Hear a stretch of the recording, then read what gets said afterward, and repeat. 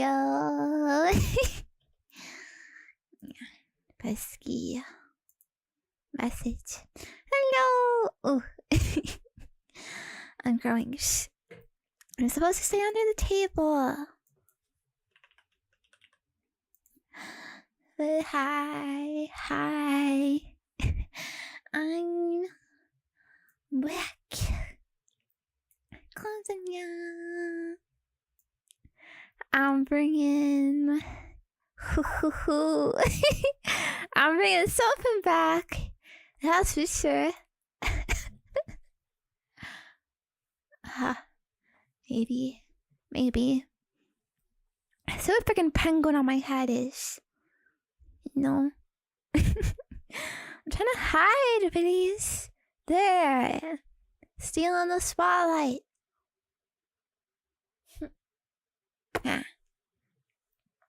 Well, whatever. Oh, it's good to see you. Guess who's back? Back again. It has really been that long. I know if I'm being it up. But to me, it felt like a long time. Okay, I don't know about you, but like 1-2 days, that's forever.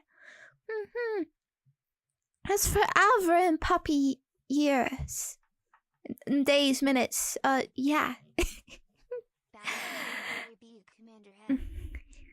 Oh, you like it? Penguins like to bounce somewhere, I'm sure. Yeah, I normally am live on Mondays, but I wasn't here yesterday, so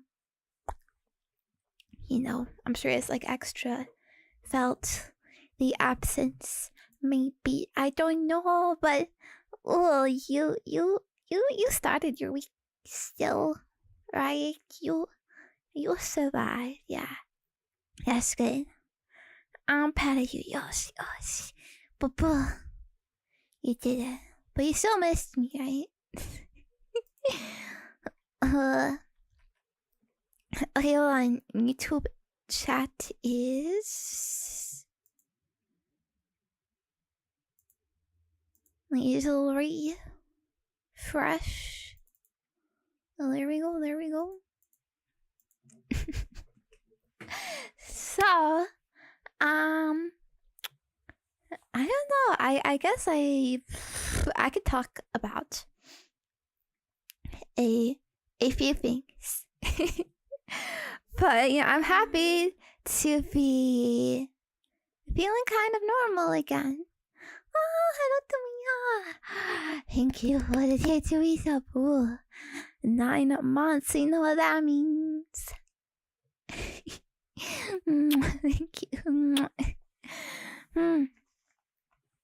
Yeah, happy to feel a bit like myself again. I'm a little nervous and anxious, so of course, so I hope you can understand.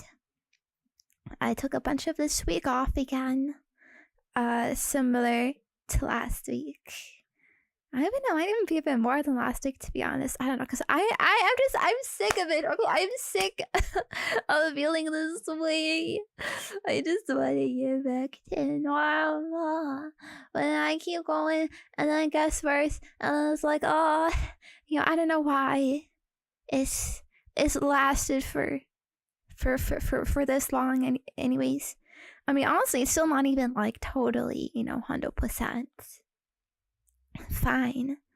Like even right now I have a bit of like Friends. A tickle, I guess, a little tingle in the back of my throat. I might cough a bit, but at least it's not really like painful, or hasn't been, at least.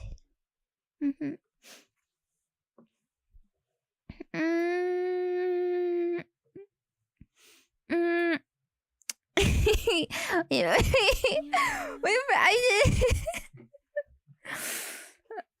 sorry, my mind blinked. But this up, good to see you. Hello, welcome. Mimi. Point is, okay, I'm not completely fine, so we still need to heal a bit, and I'm hoping if this week, if all the days are off, that it can like be more like concrete, conclusive. I don't know. I've seen a bunch of people saying like, "Oh, Zenya, you gotta be 100% before you start streaming, not like 90% or 80% or whatever." Thank you, Tuckaroo. Volunteer to resub as well. Good to see you. Appreciate it. Let's go. Third of a year. Yeah, relapsing is hard. There's a lot I want to do. Believe me, there are a lot of streams I've been ruminating on. I've been cooking, and I just haven't been able to do it. Because even if these like little stream slots I'm doing, I'm trying to do streams where I don't have to talk a lot. That's why today is a bit special, a bit different. We'll get to that in a second. But yeah, so it's just been kind of just like constant like postponings. Hopefully next week there should be a lot of stuff, a lot of cool stuff. I do feel myself getting better. Like right now I can speak pretty normally, I guess, I suppose. I mean, I haven't been speaking because I've been trying to rest my voice, so I guess we'll see. We'll see how long I can last. But yeah, let's trust me. I have been missing you as well, and I'm really bummed out about it too. But you know, I believe that we are strong and we can get through this. It is all, you know, I think I said this before, it's all my own hubris that led to this, so I guess a lesson to be learned. But I hope I still been at least somewhat consistent in things. Have you seen the schedule? I will briefly show you. Beep beep beep beep. Beep beep beep. Yeah, don't look Chan too early. So yesterday was a day off, and today, what are we doing today, Penguin? We are becoming a React Andy. Is there a female name of Andy? Annie. Annie, maybe. A React Andy watching YouTube videos, but you know, it's gonna be different because we're gonna be watching based and cool stuff, okay? Not cringe and lame, whatever drama, okay?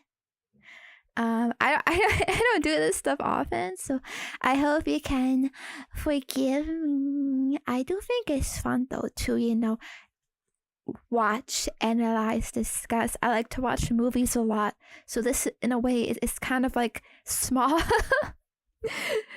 mini movie watch along experiences, right? But yeah, you know, once in a while I think it's fine to just like chill and just sort of like experience some stuff together, and then maybe we can like talk about it, our thoughts, reflect, whatever, right? I know that implies talking, but I picked this because theoretically watching videos you don't really have to talk all the time, although I don't know, we'll see how much I can help myself, but I will allow myself to not feel so pressured to talk all the time, because that's sort of my thing, I guess. I don't like dead air, so even when I'm like trying to like quote unquote chill, quote unquote take it easy, quote unquote not talk, I kind of still end up doing it.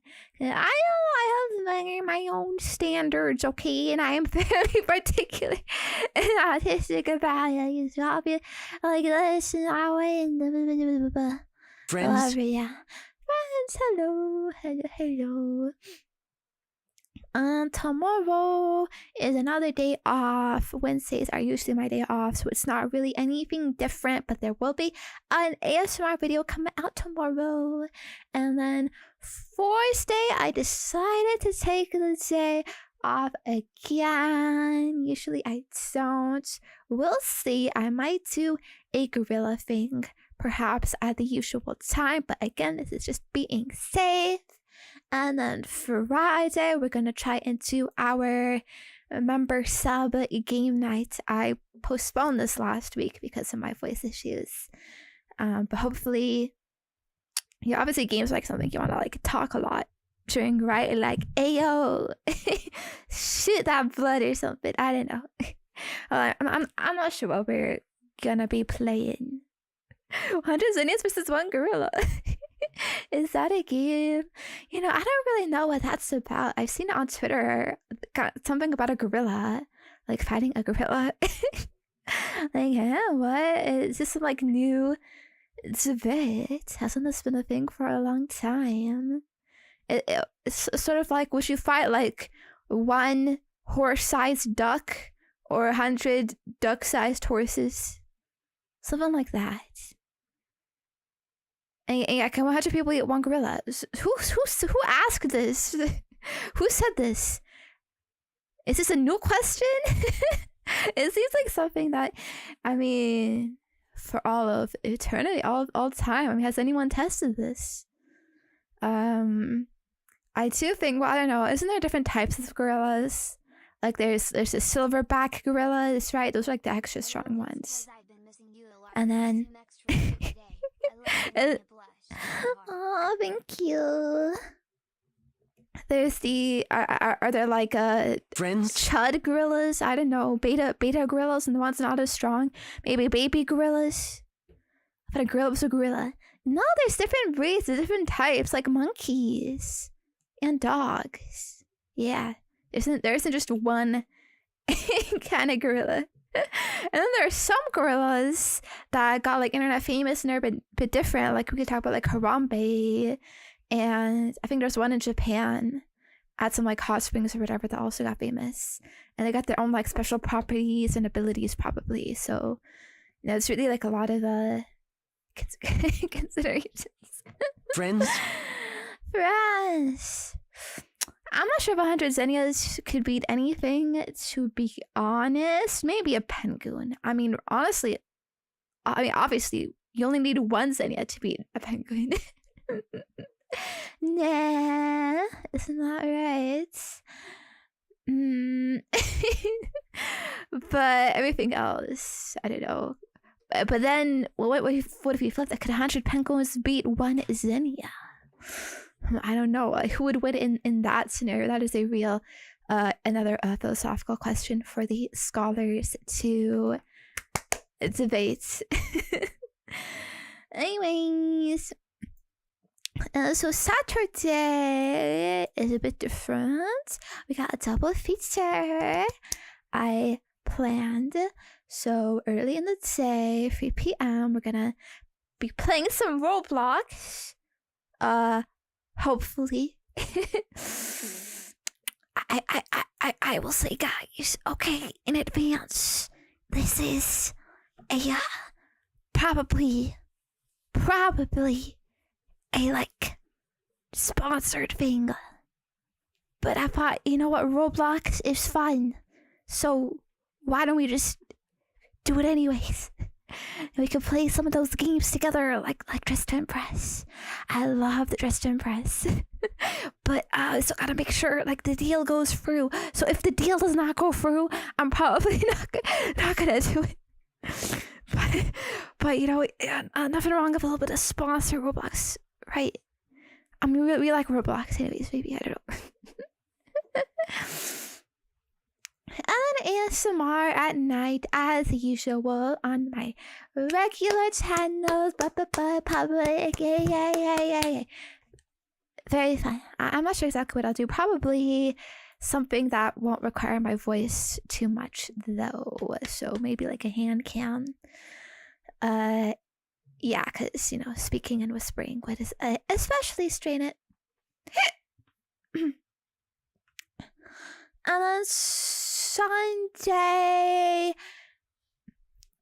I'm also I'm not sure. Okay, I'm not sure. Because there's something, but like if I'm not like good enough to do that something, then like I won't be able to do that. But I would still maybe want to do like a normal, like more chill type of stream. So we'll see. There will probably be something on Sunday though. Basically, is the point. Probably at 3 p.m. Maybe later though. All in my usual hours though. So yeah. Sorry, it's kind of cryptic, but yeah, hopefully this can all work out and happen. But if I get worse, expect cancellations. But on the other side, maybe I could get better and there could be more stuff. I don't know. We'll see. And here's the art for the week. So cute, so cute. I love pixel art. I love pixel art styles, old retro looking things. So cool, Zenya eating a cupcake. They think so. Nice white glaze on that. Yeah, strawberries. I love strawberries with cream. Okay. Let's close that. And shall we get to the start of the day? Oh, also a little update, by the way, on my voice. Wait. Before that, I'll do our greetings. Yeah, our daily greetings. I almost forgot. Getting caught up and distracted. Oh yeah, we'll do that and then. So you better get those in, okay? You better say hi. You better report in, okay? Attention, penguins.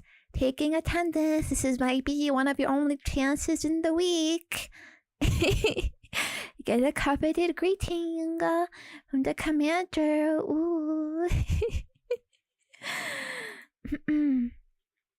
Hello, Jessie. Hello, Urtu.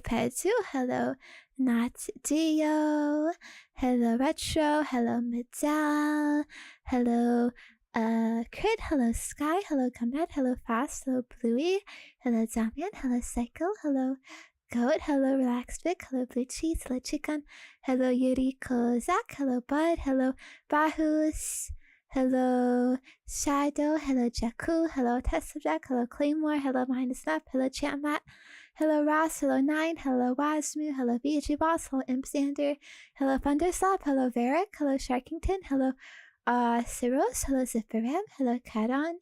Hello, Bernie. Hello, Dakaru. Hello, Tomoya. Hello, Six Sensu. Hello, Rain.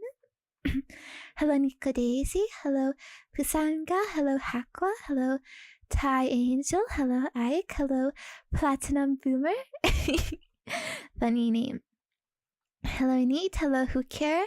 Hello, Not Too Slime. Hello, Vulky. Hello, Soldier Lonely. Hello, Mega Zero. Hello, Shade Slayer. Hello, Scooter. Hello, Moonsoon. Hello, Tillin Ceres. Hello, Lickers. Hello, butters. Good to see you. Hope you've been having a great day today so far. Now it's time to rest and relax. And indulge your cute little sister because she wants to watch some YouTube videos, really cool ones, and call together in bed on the iPad. Yeah. Hello, Dr. Magwin. Hello, Chucky. Hello, OP Gamer. Okay, I'll hydrate. Lots of hydrating today. I'll make sure. So right, though, I wanted to give a quick update about my voice, throat condition, whatever. If you're wondering. I hydrate too. Oh yeah, of course, penguins. I will always encourage you. Water is so important for so many aspects of your health. And I feel like a lot of people, unfortunately, do not get the water they need. They do not get enough. I don't know why, whether it's like laziness or complacency or, you know, drinking soggy pops instead or whatever else. I mean, I get it because like I used to be the same way, but I would really recommend, okay, Friends, get a water bottle for yourself, okay, a nice one, okay, though not like a plastic one, probably like hopefully like a nice like glass one, because then you know you won't get like the plastic molecules, or I don't know, like I think it's like cleaner when it's not plastic. But yeah, if you get a water bottle, just fill it up, okay, ideally a big one. The bigger the better, because you'll just have to fill it up once and then bring it to like I don't know, wherever you are, like your desk, you know, your work, your room, whatever, and you just keep drinking from it, you know. Until it's gone. So basically you don't have to like I don't know, go back and forth between the kitchen or whatever, or the bathroom to refill your water, or I don't know, whatever it is. I love tap water though. Yeah, nothing wrong with tap water. Yeah, you fill your bottle with tap water. I'm not saying buy water bottles. Okay, actually, I think buying water bottles are a scam. I'm talking like buy a separate, like long-lasting bottle and you fill that up yourself with water, okay? And I think we need like at least like 2 liters per day or something. So if you would get one that's like 2 liters big like that, and just make sure you drink all of that in a day, and like you're good for your water intake. Some are smaller, so you'd have to like refill it like maybe twice per day if it's like a liter water bottle, and then you know you get it all. But yeah. Or you could get like fucking like 5 liters and you drink all of that in a day. That would be good too, as far as I'm concerned. The more the better, but not like too much. I mean, I have heard about like water poisoning, but I think it's probably has to be some fucking ridiculous amount for that. You know what I mean though, right? And it can help with like your skin, with headaches, with sleep, tiredness, all this stuff, all these vague issues, problems people experience and have, you know, discomforts of life. It could be because you're not drinking enough. So, little shout plug, little nag there. Okay, I'm sorry if it's nagging. Okay, but you should be healthy, and I want you to be healthy. So I'm gonna be a bit annoying about that. I know sometimes we need reminders. Okay, little reminders, little pushes of encouragement. So here is your message. Okay, here is your sign to go into it. Okay. There is no such thing as a coincidence.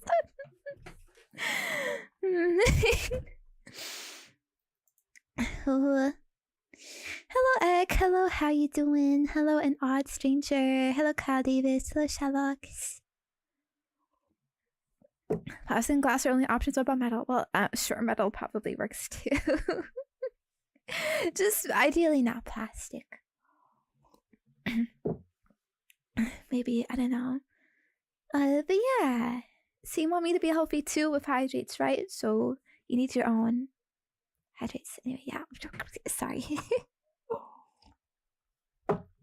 Don't mean to get all happy about that. About myself. So I remember Sunday I was feeling pretty concerned about my voice, about my throat. You know, that I was still having these issues like 3 weeks later. And so kind of with the help of your encouragement, Penguins, I was like, okay, I'm finally like just gonna go to a doctor about this. To see and do something. I don't know about my health. It is a hard step to do. I recognize, you know, no one likes going to the doctor or setting these things up, or like we always think like, oh, it's fine or whatever.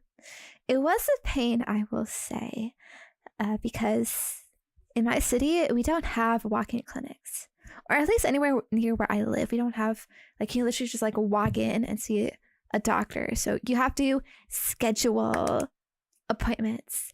And a lot of places, they're like, you can't even schedule anything with us if you are not already a patient. But then also, we're not accepting new patients. So it's like, okay. Yeah, the healthcare system here in Canada is a bit fucked up. Luckily, there was a place kind of close to me that did accept like non-patients, but you still need an appointment. So, and also they only work during the work week, like Monday to Friday. They don't work fucking weekends. Like crazy. Of course, nobody needs doctors on weekends. But yeah, so I had to wait for a Monday morning. My mom called and set up an appointment, and we actually got one for the same day. So I was able to go there.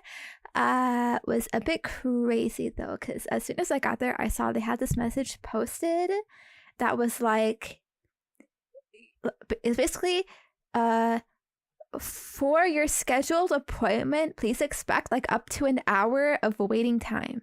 Still, it's kind of like a bit ridiculous, I guess. The time you scheduled is not actually the time it will be. They're like, now you'll still have to wait, like, again, up to an hour. It didn't take that long for me, but it did definitely take a bit long. I don't know, maybe 20-30 minutes or something before the doctor saw me. Yeah, so I went. I feel the doctors. I don't. They were saying, "Oh, you're so shy, huh?" Hello, Kitty. Hello.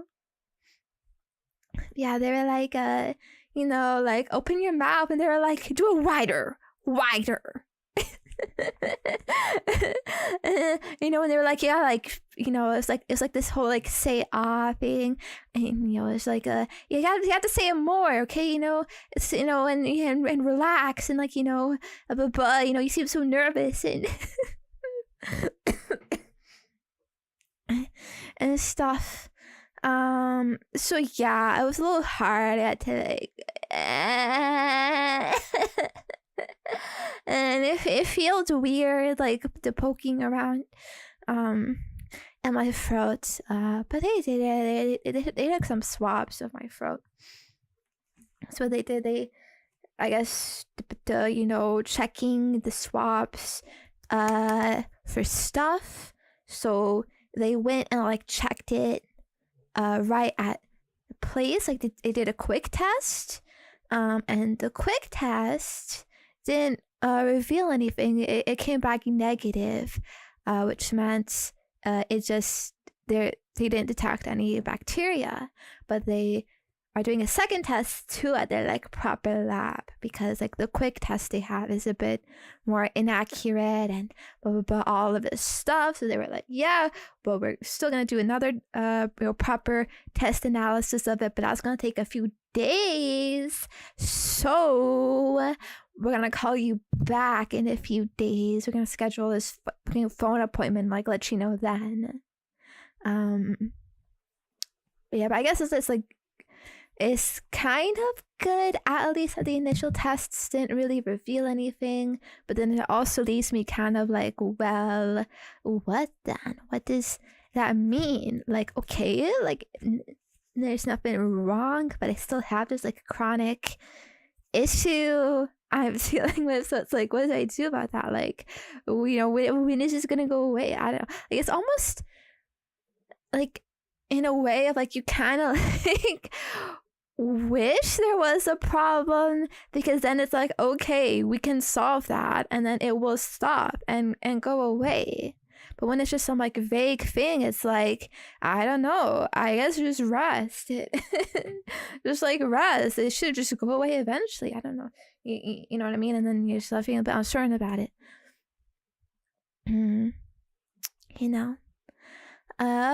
But still, they prescribed me this mouth gargle. I don't know what to call it. It's like, it's not a wash. I mean, okay, it says on the label mouthwash. Prescription strength. But you're not supposed to swallow it, because it's apparently very bad to swallow. Forget chemicals or whatever. It's like this numbing thing. But yeah, you can take it a couple times a day. Just like gargling it and spitting it out, and it's supposed to feel better. And I think it works. I think it's been working, although I know it feels a little weird. It does feel weird. You're not supposed to swallow normal wash either. Well, at least that one is probably like not that bad. I mean, they're not gonna sell like some shit commercially that you could just like easily kill yourself with. But I mean, this thing is like they're very explicitly like, do not swallow. I don't know. I think my pain is more like in the top of my mouth, so this shit like it gets in like the back of your throat, so it isn't really like reach. So I don't know, I guess I can try like swishing it like all around, but yeah, it kind of just numbs it, so it feels a bit weird, but it doesn't really totally take away the pain. You know what I mean? Anyways, that's yeah, a little update, a little what's going on. We will see. They're supposed to call me on Thursday, I think. I hate phone calls though. I hate them. It's so stupid and awkward. But it's all scheduled and stuff, so I think they'll call me even if there isn't like any like positive results or anything. Even if it all comes back negative, they should still call me. Hopefully they can tell me like what I should be doing or something. But they didn't seem like too concerned about like my condition or anything like that, so I assume it's not really that bad or serious, but I don't know. We'll see. I will still keep trying to rest, and I know I have been yapping a lot though right now, so how about we like actually get to it? Yeah, actually get get started. Bam bam bam, bing bam bang bang bang. Boo boo boo. Whoa, it's YouTube. YouTube? Where's MeTube? Haha. I'm gonna watch some videos. If you don't know, I asked penguins on Discord yesterday for video suggestions. I had a Google form for it, got a lot of responses, and so I've compiled a few of them. I don't know how much we're gonna get for you, but we'll try. I only posted on Discord because I was like, it's not a huge thing, and you know, so I don't know, if you're not on Discord or you didn't see the ping for it and you want to suggest something, then I'm sorry. There will probably be another chance or opportunity in the future, but yeah, I was mostly just kind of freaking lazy to post it everywhere. But yeah, I got like 50 suggestions. I don't know how many of those were like repeats. I hope you could follow like some gentleman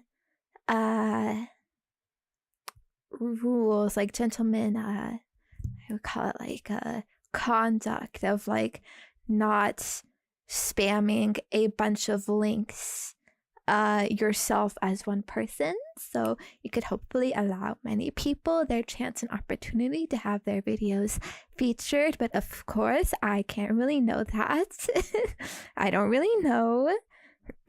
As far as I know, all these videos could be from one person, which, hey, congrats. I guess you're lucky. But you know, it's more about just having a good, nice, fun experience watching cool, fun videos. So yeah. And I will say, okay, if I didn't get to yours, okay, it's fine. Okay, no worries. Don't feel bad about it. Because I did have quite a few, so there's no way I could get to everything. If I choose not to watch it, okay, it's because there are other things maybe that I thought was more interesting, okay? You know, even if you have bad video taste, I still like you. I still like you. It's okay. It's okay. You can leave the good tastes to me. You can leave the culture picking and whatnot to me. I know I always have great taste, great choices.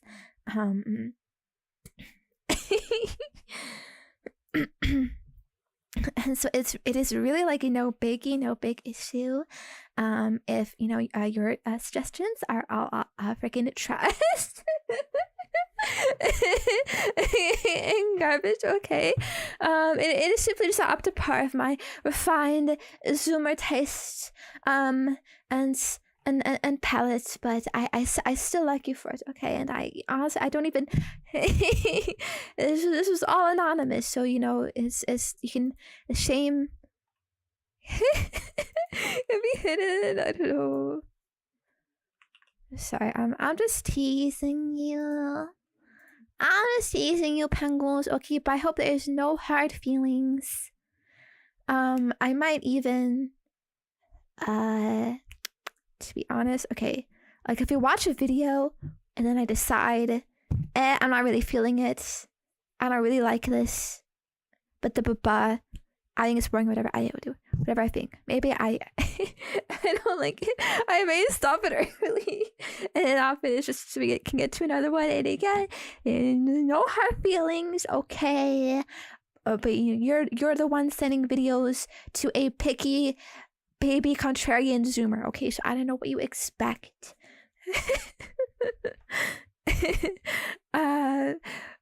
But yeah, I don't want to get stuck, you know, watching. It's just it's something we don't like, and there's a lot to get to. So yeah. We're back. Subway Surfers in the corner. Oh my gosh, maybe I should. I know I have this like space like on the bottom to fill. Like that I realized. I don't know how to fill it. Usually I fill up the whole screen of what I'm doing.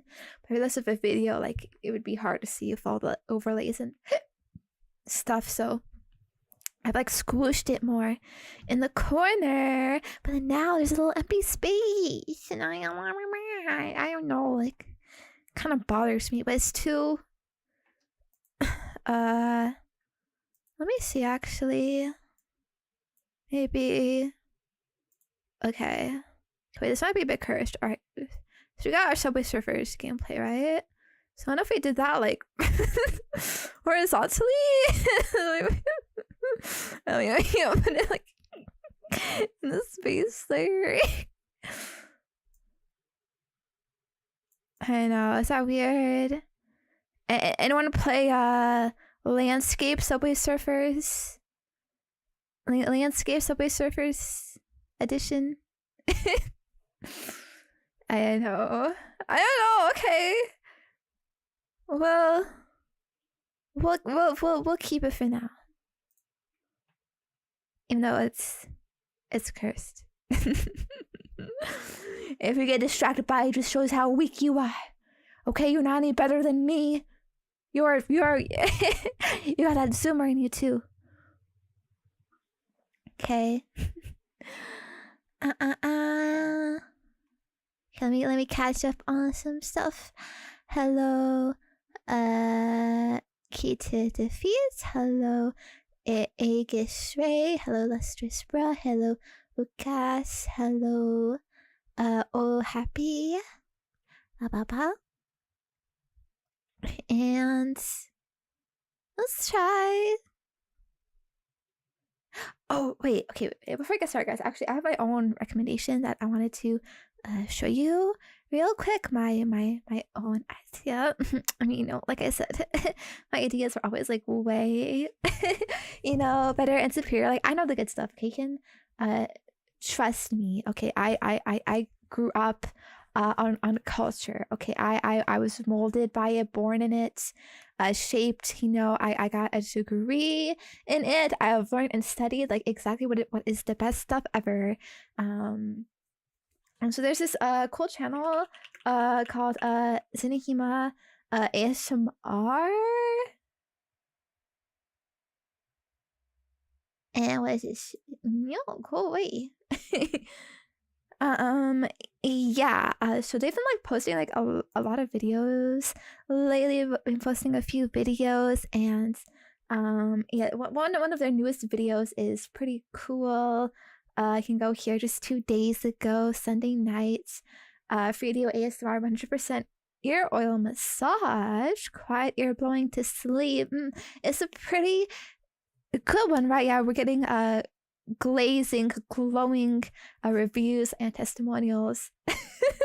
So far, yes, it's very relaxing. So I would recommend to go watch that. 100% sleep chains guarantee. And remember to like, subscribe, smash those buttons. Let's get her to 30K subscribers. I think she really deserves it. She works so hard. Really would like to see her succeed, whatever, in like the stuff space. So, yeah.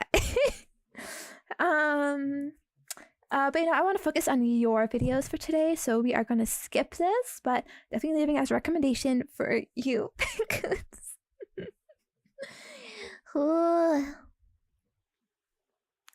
Okay. Also, okay, by the way, I'm on a VPN, so if my YouTube looks different, that is why. What is this? NL? What is NL?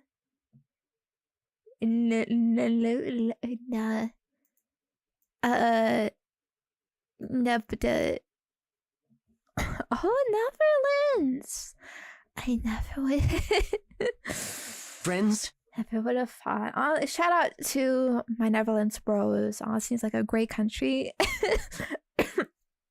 I was kind of obsessed with this. I know this YouTuber who lives there, and they make all these videos about how freaking great it is, great fucking, biking infrastructure and buses and blah, blah, blah, all of that, and cities and whatnot. So, probably like one of the best countries out there for us Inchikar bros want to live in a walkable city. Whatever. I digress. We are not getting political here today. Don't forget the weed. Is there weed there? I don't even know. I mean, we got weed here too, but it's shitty here, so I don't think weed fucking matters. Alright. So what should we watch first? I'm a bit like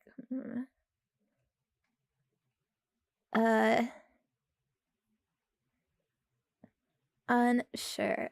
Yeah, okay, I think this okay, wait, okay, some of these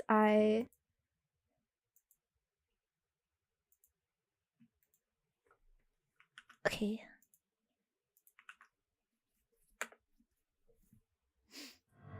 Do you want to rule? Do you? Yeah. Well, we gotta figure out the audio. It's kind of crazy. With YouTube videos, I don't like watching them with captions, actually.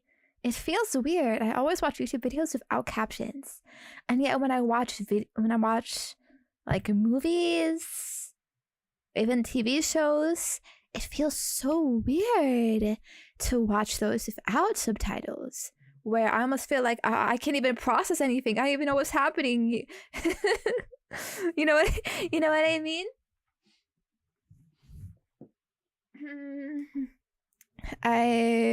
I don't know if it's the thing of maybe like audio quality and stuff. I know like some shows and movies, it feels the audio is mixed so bad and you can barely hear the dialogue. And so it feels like the subs are like really necessary. 2x speed watcher too. I me or you? I actually don't watch it on 2x speed. I'm a very vanilla YouTube video watcher. No captions, no speed up. I just watch it normally. I take this stuff as like you know, watching it as the creator intended. You know, if they make the video at the normal speed, then the pace is supposed to follow that speed. You know what I mean? So it's just gonna get messed up if I speed it up. You know what I mean? And you know, I already sometimes struggle to catch what shit people are saying. I mean, especially if I'm multitasking. I usually watch videos on multitasking. So if it's sped up, like shit, I can't process anything. Some creators intending to speed it up though. Okay, well, those part of my friends, they're probably freaking trash. Okay. Maybe shouldn't watch those creators. Okay, well, they're trying to farm fucking watch time or some shit. I don't know. If it's not a good video not being sped up, then maybe it's just not a good video to watch, period, and you shouldn't watch it. I don't know if that's a crazy opinion to have, but there's so many videos out there, so I don't know. Yeah, I feel like those types are usually the fucking sloppa, you know, cough, Mr. You know, of the animal variety, if you know what I mean. But yeah. Hello, Roya. Thank you for the sub. Welcome. Good to see you. Hello, Big Iron. Hello, Palta. Hello, Melly Ryujin. Okay. But yeah. As I watch at 1.25, the narrator is a little slow for me. Again, for YouTube, I never do that. It's never really a problem for me. Even if they're slow, I'm usually doing something else while watching. So if anything, it's like fine for me. But I do definitely see that with like movies and TV shows. Sometimes they do these like slow fucking shots. They spend so fucking long, you know, character like staring off into the distance for like 10 plus seconds or whatever, shit like that. And I'm just like, yo, bro, just fucking move along already. Okay, so I will speed up like in those situations. I think some movies have a legitimate pacing issue, and so those things, yeah, I think it's fine to speed it up a little bit. But if it's especially like a dialogue scene or whatever, usually you want to keep it at normal speed. Anyway, sorry, a little tangent there. How about we get to the video? This is the rules for rulers. It's actually a pretty huge channel, CJP Gray. I've never heard of them before. Never watched anything. But let's see if we can learn something here. I mean, I picked this because it's like you know, very educational. I am a commander myself, commander and ruler princess of our starship, and so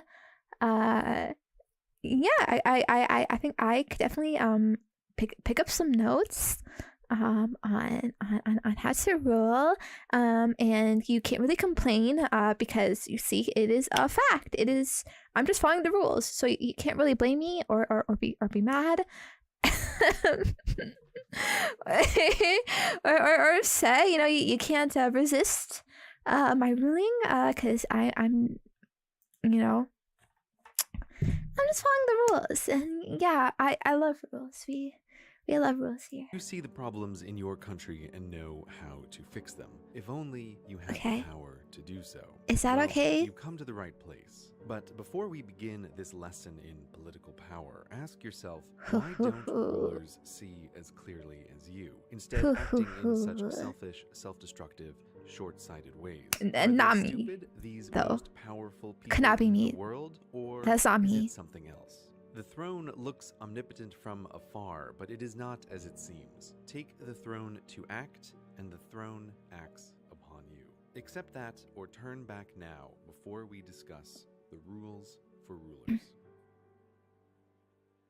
No matter how bright the rays of any sun king, no man rules alone. A king can't build roads alone. Can't Yes, that's why I have my penguins to do all my work for me.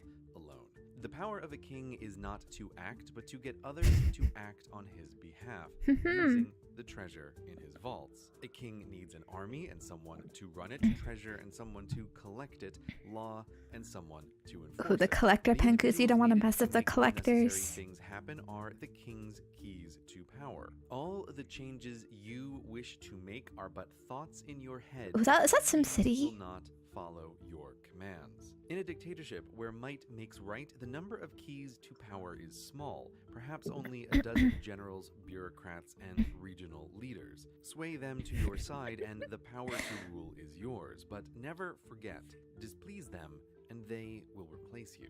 Hello, Now, all Oracle countries Raven. lie on a spectrum Except from penguins, those I am where the ruler irreplaceable. needs few key supporters You to cannot. those where the ruler needs many. This foundation of power is why countries are different. Yet many keys or few, the rules are the same. First, get the key supporters on your side. With them, you have the power to act. You have everything. Without them, you have nothing. I think the penguins Now, are on in my order side, to so we got keep this part those down. keys to power, you must second control the treasure. You must make sure your treasure is raised and distributed to you for all your hard work and to Yes. the keys needed to keep your position. This is your true work as a ruler, figuring out how best to raise and distribute resources so as not What to am I topple the distributing, house of penguins? cards upon which your throne sits. Now you, aspiring benevolent dictator, may want to help your citizens, but your control of the treasure is what attracts rivals. So you must keep those keys loyal. But there's only so much treasure in your vaults, so much wealth your kingdom produces. So beware. Every bit of treasure spent on citizens is treasure not spent on loyalty.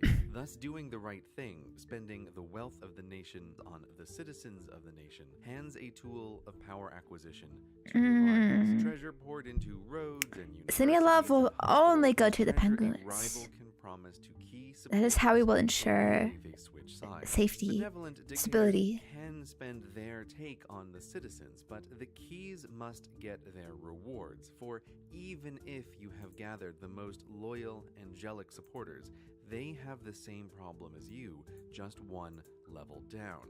Being a key to power is a position of power. They too must watch out for rivals from below or above. Thus, the treasure they get must also be spent to maintain their Hello, position. little The loyal hello. and dim may stay by your side no matter what, but smart key supporters will always watch the balance of power, ready to change allegiance if you look to be the loser in a shifting web of alliances. In countries where the keys I are can't lose, few, though. the Can never rewards lose. are great, and when violence rules, the most ruthless are attracted, and angels that build good works will lose to devils that don't. So buy all the loyalty you So we need to be the because angle loyalty and the to devil. dictatorial organizations of all kinds is everything, for the ruler anyway. Thus, the dictatorship exposed, a king who needs his court to raise the treasure to keep the court loyal and keep raising the treasure. This is the self-sustaining core of power, all outside. I'm getting a bit lost. Now, a king with many key Friends. supporters has real problems. Not just their expense, but also their competing needs and rivalries are difficult to Banana. solve. The more Ooh, that one complicated penguin the that really social needs and banana. financial web between them all, the more able a rival is to sway a critical mass. The more key supporters a ruler has on average, the shorter their reign. Which brings us to the third rule for rulers: minimize key supporters. If a key in your court becomes unnecessary, his skills okay, no longer no required, keys. you must kick him out. After No a keys. successful coup, the new dictator will purge some of those who helped him come to power while working with the underlings of the previous dictator, which from the outside seems a terrible idea. Why abandon your fellow revolutionaries? Are the old dictator's supporters not a danger? But the keys necessary to gain power are not the same as those needed to keep it. Having someone on the payroll who was vital in the past but useless now is the same as spending money on the citizens. Treasure wasted on the irrelevant. And by Can't definition, waste the it on dictator the pulling peasants, off a no. coup has promised greater treasure to those switching sides. The size of the vault has not changed, so the treasure must be split among fewer. A dictator that sways the right keys, takes control of the treasure, cuts unnecessary spending, kills unnecessary keys. Yay, will have a long, kill! successful career.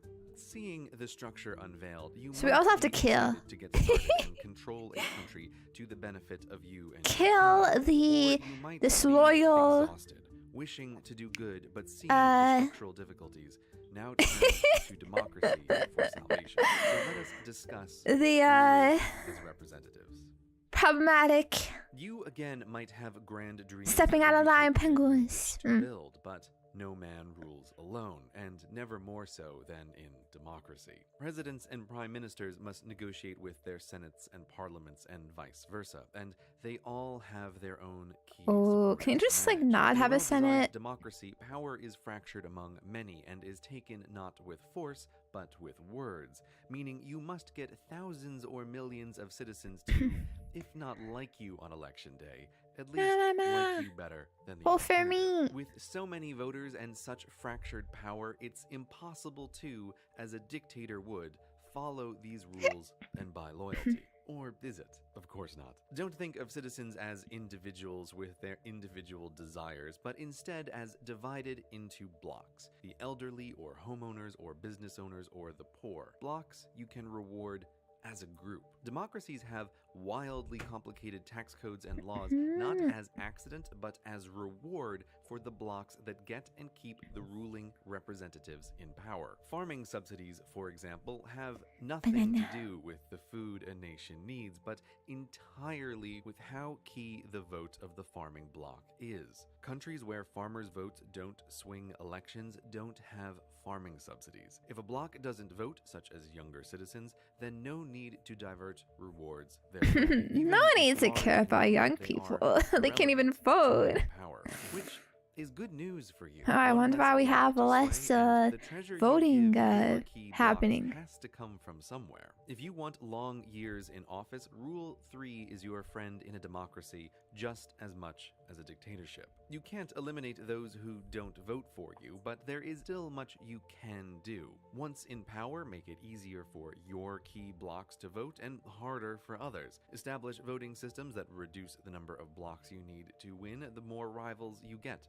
Very handy indeed. Draw election borders to predetermine the results for you or your cronies, and have party pre-elections with Byzantine rules to determine who blocks even can vote for. Mix and match the above for even better power perpetuation. When approval ratings couldn't be lower, yet re-election rates couldn't be higher, you'll know you've succeeded.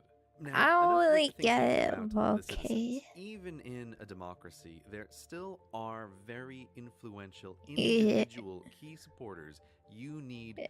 Something about we're all being played. Or favors keeps you in power. While you can't just promise to give them treasure directly as a dictator would, you can create loopholes Gotta get the for their Bitcoin. investments, pass laws that they've written, or print get-out-of-jail-free cards for their actions. Not a wheelbarrow of gold to the door, but contracts for their business. You as a ruler do have roads to build, or computers to maintain, or buildings to reconstruct. No man rules alone, after all. Or you could take the moral path and ignore the big keys, but you'll fight against those who didn't. Good luck with that. Corruption is not some kind of petty crime, but rather a tool of power in democracies and dictatorships. But So more you on have to be another evil. time. So accept the 'Cause favors, everyone is sway the evil. key blocks, and you will get into power, ruling with actions that look contradictory and stupid to those who don't understand the game, privately helping a powerful industry you publicly denounced, or passing laws that hurt a bloc that voted for you. But your job isn't to have a consistent, understandable ruling policy, but to balance the interests of your keys to power, big and small. That is how you stay in office. Now, with all this headache of being a representative, you may wonder, looking at Rule 3, why couldn't you skip all this block-building, favor-trading nonsense and just bribe the army to take power? We must finally turn to taxes and revolts. You must understand rules of how the treasure is raised and used to hold a country together. Thank you If we for graph to the my tax rate of buff under. countries versus the number of key supporters the ruler needs, there's a clear relationship. More democracy, lower taxes. If you're sitting comfortably in a cushy democracy, you may suck at this, Taxes. but your fellow citizens Suck. who don't earn enough don't pay income taxes and get rebates, bringing the average tax rate down. In dictatorships, this doesn't happen. Poo Dictatorship poo often poo. forgoes wealth Dictatorship in favor of good. just taking wealth directly. It's common for the dictator to force farmers to sell their produce to him for little, then turn around and sell it on the open market, pocketing the difference at an unthinkably high Kill the whole tax rate. rest. So Sorry, I taxes think in it's not really, but democracies are low in comparison to just dictatorships. but you know, why do population control. We have representatives to lower their take? Well, cutting taxes you is know, a crowd pleaser. Dictators have no need to please the crowd. too and thus much take a growing the large planet, you percentage know. from their poor citizens to pay key supporters. But representatives in a democracy can take a smaller percentage from each to pay their key supporters because their educated, freer citizens are more productive than peasants. For rulers in a democracy, the more productivity, the better, which is why they build universities and hospitals and roads and grant freedoms, not just out of the goodness of their hearts, but because it increases citizen productiveness, which increases treasure for the ruler and their key supporters, even when a lower percentage is taken. Democracies are better places to live than dictatorships, not because representatives are better people, but because their needs happen to be aligned with a large portion of the population. The things that make citizens more productive also make their lives better. Representatives want everyone productive, so everyone gets highways. The worst dictators Well, are how those come whose we're incentives losing are our aligned with the jobs? fewest citizens, those who have the fewest keys to power. This explains why the worst dictatorships have something in common: gold or oil or diamonds or similar. If the wealth of a nation is Are those mostly people like dug from out of the ground, specific it's places? a terrible place to live because a gold Can they mine can recognize? run with dying slaves and still produce great treasure. Oil is harder, but luckily foreign Frick the companies can slaves. extract and refine it without any citizen involvement. With citizens outside this cycle, they can be ignored while the ruler is rewarded and the keys to power kept loyal. Thus, we live in a world where the best, smartest democracies are stable, the worst, richest dictatorships are stable, and in between is a valley of revolution. The resource-rich La dictators build roads revolution. only from their ports to their resources and from their palace to the airport, and the people stay quiet not because this is fine or even because they're scared, but because the cold truth is starving, disconnected illiterates don't make good revolutionaries. Now, a middling dictator without resources must, as mentioned before, take a large amount of wealth directly from his Hello, poor Glitchless. farmers Hello, and Love of factory Cola. workers. Thus, two roads won't do, and so he must maintain some minimums of life for the citizens. But keeping the workforce somewhat connected and somewhat educated and somewhat healthy makes them more able to revolt. Now understand, the romantic image of the people storming the gates and overthrowing their dictator is mostly a fantasy. If you run a middling dictatorship, the people only storm the palace when the army lets them to remove you because you lost control over your keys and are being replaced. This is why, after popular revolts in middling dictatorships, the new ruler is often the same as the old, if not worse. The Viva people la didn't revolution. replace the king, the court replaced the king, using the people's protest Wow. to do it. I don't know if we things can a rise benevolent up, dictator wants gamers. to build to cross this valley take treasure away from the keys to power Freaking and military. make the citizens more able to revolt, often ending in a stronger ruler, less likely to build bridges and more loyal to his keys. On the other side, the best democracies are stable, not just because the large number of keys and their competing desires makes dictatorial revolt near impossible to organize, but also because the revolt would destroy the very wealth it intended to capture, the high productivity of the citizens. Plus, those helping the would-be dictator in a democracy know he plans to cull key supporters once in power. That's what a coup is. So potential key supporters must weigh the probability of surviving the cull and getting the rewards versus the risk of being on the outside of a dictatorship they helped create. In a stable democracy, that's a terrible gamble. Maybe you'll be incredibly wealthy, but probably you'll be dead and have made the lives of everyone you know worse. The math says no. Being on the right side of a coup in a dictatorship means having the resources to get you and your family what the So- citizens lack: healthcare, education, quality of life. This is what makes the competition for power so fierce. But in a democracy, most already have these things, so why risk it? So the more the wealth of a nation comes from the productive citizens of the nation, the more the power gets spread out, and the more the ruler must maintain the quality of life for those citizens. The less, the less. Now, if a stable democracy becomes very poor, or if a resource that dwarfs the productivity of the citizens is found, the odds of this gamble change and make it more possible for a small group to seize power. Because if the current quality of life is terrible, or the wealth not dependent on the citizens, coups are worth the risk. When democracies fall, these are usually the reasons. It will happen eventually? These rules for rulers explain not only why some men are monsters and others are merciful, but everything about politics, from war to foreign aid to political dynasties to corruption. All of which we can talk about at another time. But for now, you, aspiring ruler, may be disgusted by the world of politics and have decided to avoid it entirely. But you cannot, for rulers come in many forms. Yes, kings, presidents, and prime ministers, I but also rule. dukes, dons, mayors, chairs, chiefs. These rules apply to all and explain their actions. From the CEO we all of the rule largest something? global corporate I know I conglomerate who do. must keep his board happy, to the chair of the smallest homeowners association, managing votes and spending membership fees. You cannot escape structures of power. You can only turn a blind eye to understanding them. Oh, the if you ever power. want the change you dream about, there's a zeroth rule you cannot ignore. Without power, you can affect nothing. You may not like these rules, but surely better you on the throne than someone else. And who knows? Maybe. True. I could do it way better then. Anyway, maybe.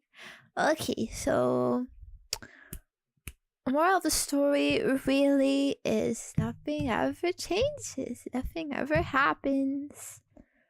It all stays the same. Same people. Cannot revolution, fortunately. I mean, it is what it is. Yeah, I am definitely not really good at, I don't know, manipulation and people. So I don't know. Maybe I have to be more evil. Maybe I have to like, or there's more deliberate like scheming and whatnot. But it's hard, of course. You definitely need certain, you know, ruthlessness in you. Maybe, or like willingness to carry out or think of such things. I think I have quite a innocence and a naivete of like, you know, oh, I don't need to do that or whatever, or you know, you surely you can be honest about things. But I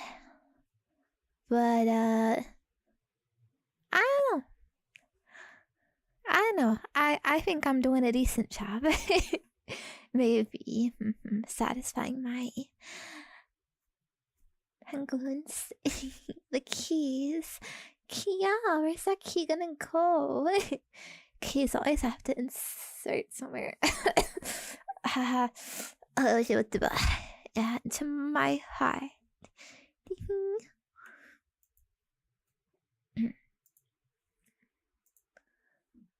Sorry, yeah, but slays sometimes. Okay, let's watch the next one. Do you want?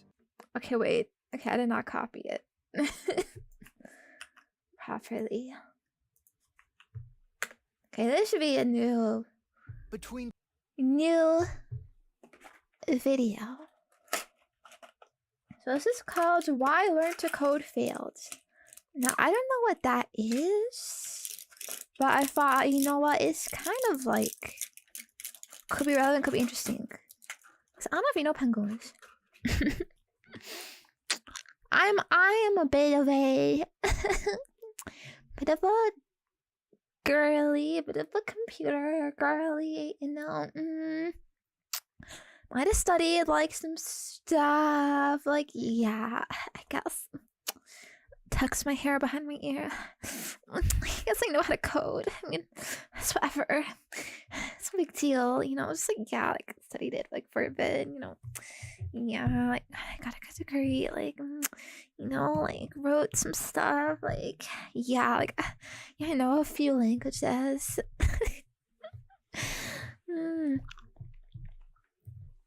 But yeah, I don't know what this is, what this video is about, but I definitely have some opinions and insight on stuff like this. So yeah, we can learn, figure out things, and yeah, you know what I mean. Okay, In let's go. 2011 and 21, the number of computer science graduates at UC Berkeley increased Oh by god, don't even get me started. 1,106%. Computer science.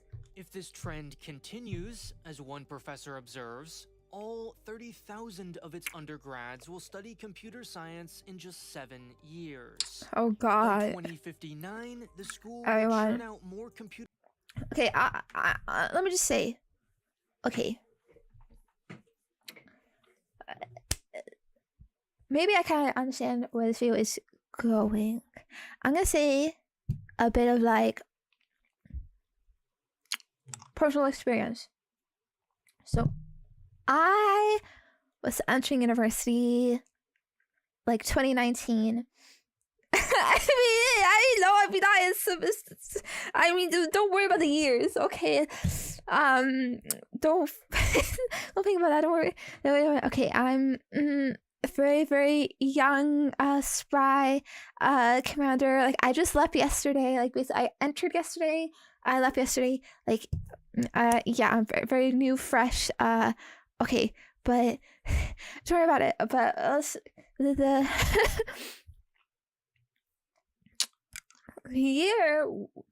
years, the time that I was entering, basically, was pre-COVID. We talk about like high school too. Like, basically, there was this growing opinion at the time of like, yeah, computers, like, that is,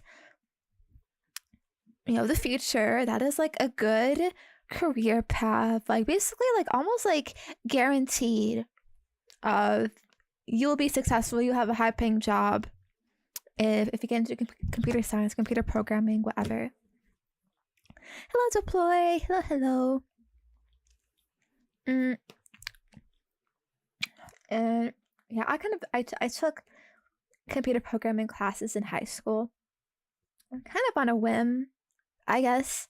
But you know, I was a pretty pretentious fuck back then, so I took basically every course that I considered, you know, fucking highbrow, high IQ, physics, chemistry, whatever. So I took that those too. I ended up liking it. And then again, I knew that it was a very like high profile thing, like computer science. Like, not only is it impressive, but it is also, you know, there's so many jobs. Everyone wants, you know, programmers, like everywhere, big growing field, blah, blah, blah, all of this. And then look at everything else that, you know, I might be good at. I don't know, math, physics, chemistry, whatever. It's like much less like, you know, okay, who the fuck cares? You know, you don't hear about fucking physicists or kind of like, there's really as like concrete stuff there. And so that's the career path that I chose to pursue when I was going into university. However, I was aiming for like these really top schools and top programs, and it was really tough because, yeah, there is so much freaking competition. Not even just considering your own country, but especially kind of an issue in Canada, is all of the international students. Okay, I don't know the exact statistics, but I would bet we have probably a very high percentage of international students because I think the government has like these programs of like, if you are a student here, you can become a citizen much easier. You know, because like normally I guess it's a pain to actually like immigrate and you know whatever, and so I guess a lot of families would like send their kids like over here for school to you know gain citizenship, and then if their kids get citizenship, they can also move much easier and the citizens whatever and integrate. Yeah, so the schools I went to, there's a very high population of international students. Oh, by the way, they also pay like much higher tuition, like almost like 5 times higher tuition. So you also have to be like kind of wealthy to do that. But well, in any case, it's not even considering your own country's competition, but all these other people trying to get in again, all for the same reasons. It's all for this reason of like, oh, computer science, yeah, that's where the money is. That's you know, blah blah. Basically, yeah, 5 times higher. I've heard international students like their yearly tuition was like 50,000 Canadian dollars, which is pretty insane. It's a big premium on them, and like honestly, like low-key, the universities kind of depend on them because yeah, they get way more money from international students. So it's like this whole like kind of fucking system for like the schools like encourage it because like yeah, they want the extra money. Like that is why we have such a big like huge fucking like influx. Like they make it really like easy for them and whatnot, and that's why we have like all these other problems in the country. But I digress. Actually, the reason why they charge more is because here it's kind of like subsidized is the right word, but basically for like domestic students, it's like the tuition is sort of like controlled, and it's like you know, your family has paid taxes like you know for your whole life, and so like part of those taxes are kind of sort of towards that, you know what I mean? Whereas like new people, like they haven't given just shit to the country at all, so it's like yeah, you have to sort of pay your dues or something to be here, and so that's why they have much higher tuition. I don't know, but yeah, it was really hard to get into these programs, and basically I don't want to give too much away because I'm not trying to you know expose myself, but you know a lot of these programs are like we only accept X amount of people per year, and then you have like so many more people applying for it than what can get in it, which means even with like good grades, like you could like not even get in. And so my first option for a school is I was kind of like burned on that, I guess, and so I had to like pivot and move somewhere else. And yeah, I only imagine like it's getting even worse. And by good grades, I'm talking about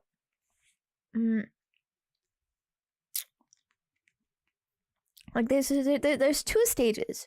So like there's the first stage, you get into the school like in general, and the second stage like you get into the program. So I could get into the school, but the program, first of all, the classes, they were actually quite difficult. Maybe that's my own problem, but you know, I had like a 80 something average, not from high school, but from the classes I was taking at that school to get into their program.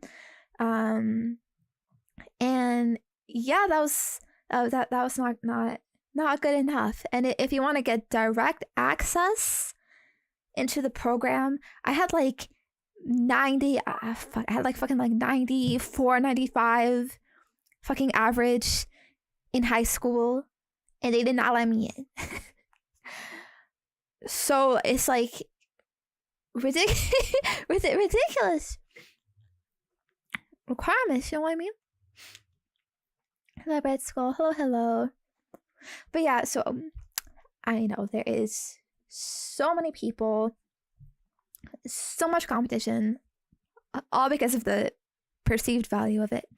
And I got into a different program at a different school. It was a much smaller school, so it wasn't as bad as competitive. I got into that just fine. It was another computer science program, and I did fine there. But then the pandemic started, but all that stuff happened. Well, basically, by the time I graduated, shit kind of got way worse in the industry. You know, like so many layoffs and stuff. So as a new person in the industry, it is actually suddenly became like the opposite of like what we were told, of like, oh, like it's so big, it's growing, everyone is gonna want it, like it's where it's gotta be. It's like suddenly there's less jobs. It's going down, you know. And kind of what's especially hard about it is all the people that were laid off are re-entering the job market, and so they're the ones who are going to take all of the starting jobs, all of the entry-level jobs, whatever, beginners, because they just need something, like, right? And so all that too, it kind of raises the bar for, like, you know, the minimum of like what you have to do, you know. So now it's suddenly like, you know, oh, if you don't have like, you know, fucking 10 million side projects and you've already have a fucking like published work and blah, blah, all of this, like, we're not even gonna consider you. It's like, you know, I'm just some new graduate, you know, like how the fuck am I supposed to have that? I remember, like, even within school, you know, like trying to get internships and stuff, like even within where those are specifically for students, again, there's this huge like competition among students, like, because like these internships are so in demand, where like of course there's gonna be some of these fucking, you know, no life nerds who like, yeah, spend literally like all of their time working on these like side projects and stuff. So it's like, of course they look way more like impressive than you, so they're gonna get those internships, and you know, you're not, even though you are just, you know, your work is still good, you're still a good student, you know your shit, like you have some stuff, right? But you just, you know, it could be like you have 2 and the other guy has like fucking 10. I don't know, you know what I mean? And we haven't fucking consider, like, yeah, someone mentioned outsourcing. Kind of like COVID, I feel honestly kind of made that worse, because COVID started the whole like work from home movement, right? Work from home, like, yeah, you know, sort of thing. Because I remember before that, it was like, honestly, wasn't even a consideration of mine that you could do some like normal ass job from your home. It's like, oh, of course you're going into the office. But now that this culture was established, it was like, okay, work from home. Well, then I don't need to hire even people in the area. I can hire people outside of the area. And then way outside, talking about different countries that have cheaper labor. Yeah, because we just want to get those bottom lines down, increase profits and whatever. So again, some of your own country is like way other people. And so it's just like really fucking shitty right now in industry. So I think that is where this video is going to go, about how, yeah, like honestly, like I low-key feel scammed And like it would have been better if I got into a different industry or something more stable. I don't know. Maybe it's low-key a good thing though, because it's the reason I'm here today and why I kind of fell back on this, because it's like, well, like it just felt hopeless for me, like trying to get a job with like what I studied and where I thought I was going to be and whatnot. It's a bit zoomer right now. So yeah. And you don't even have to talk about how like a lot of these things that need like coding and whatever, it's like you don't even need to like go to school for it, right? Like a lot of it you can, learn to code, quote unquote, like online, all this online courses and stuff. And so it's like even this like university education, like it's not exactly useless, but it doesn't fucking mean that much. Like there's basically so many people can take your job, right? Like it's not really even that fucking hard. So the competition is just so fucking great, and then we have to consider possible like AI, decreasing jobs, maybe, I don't know.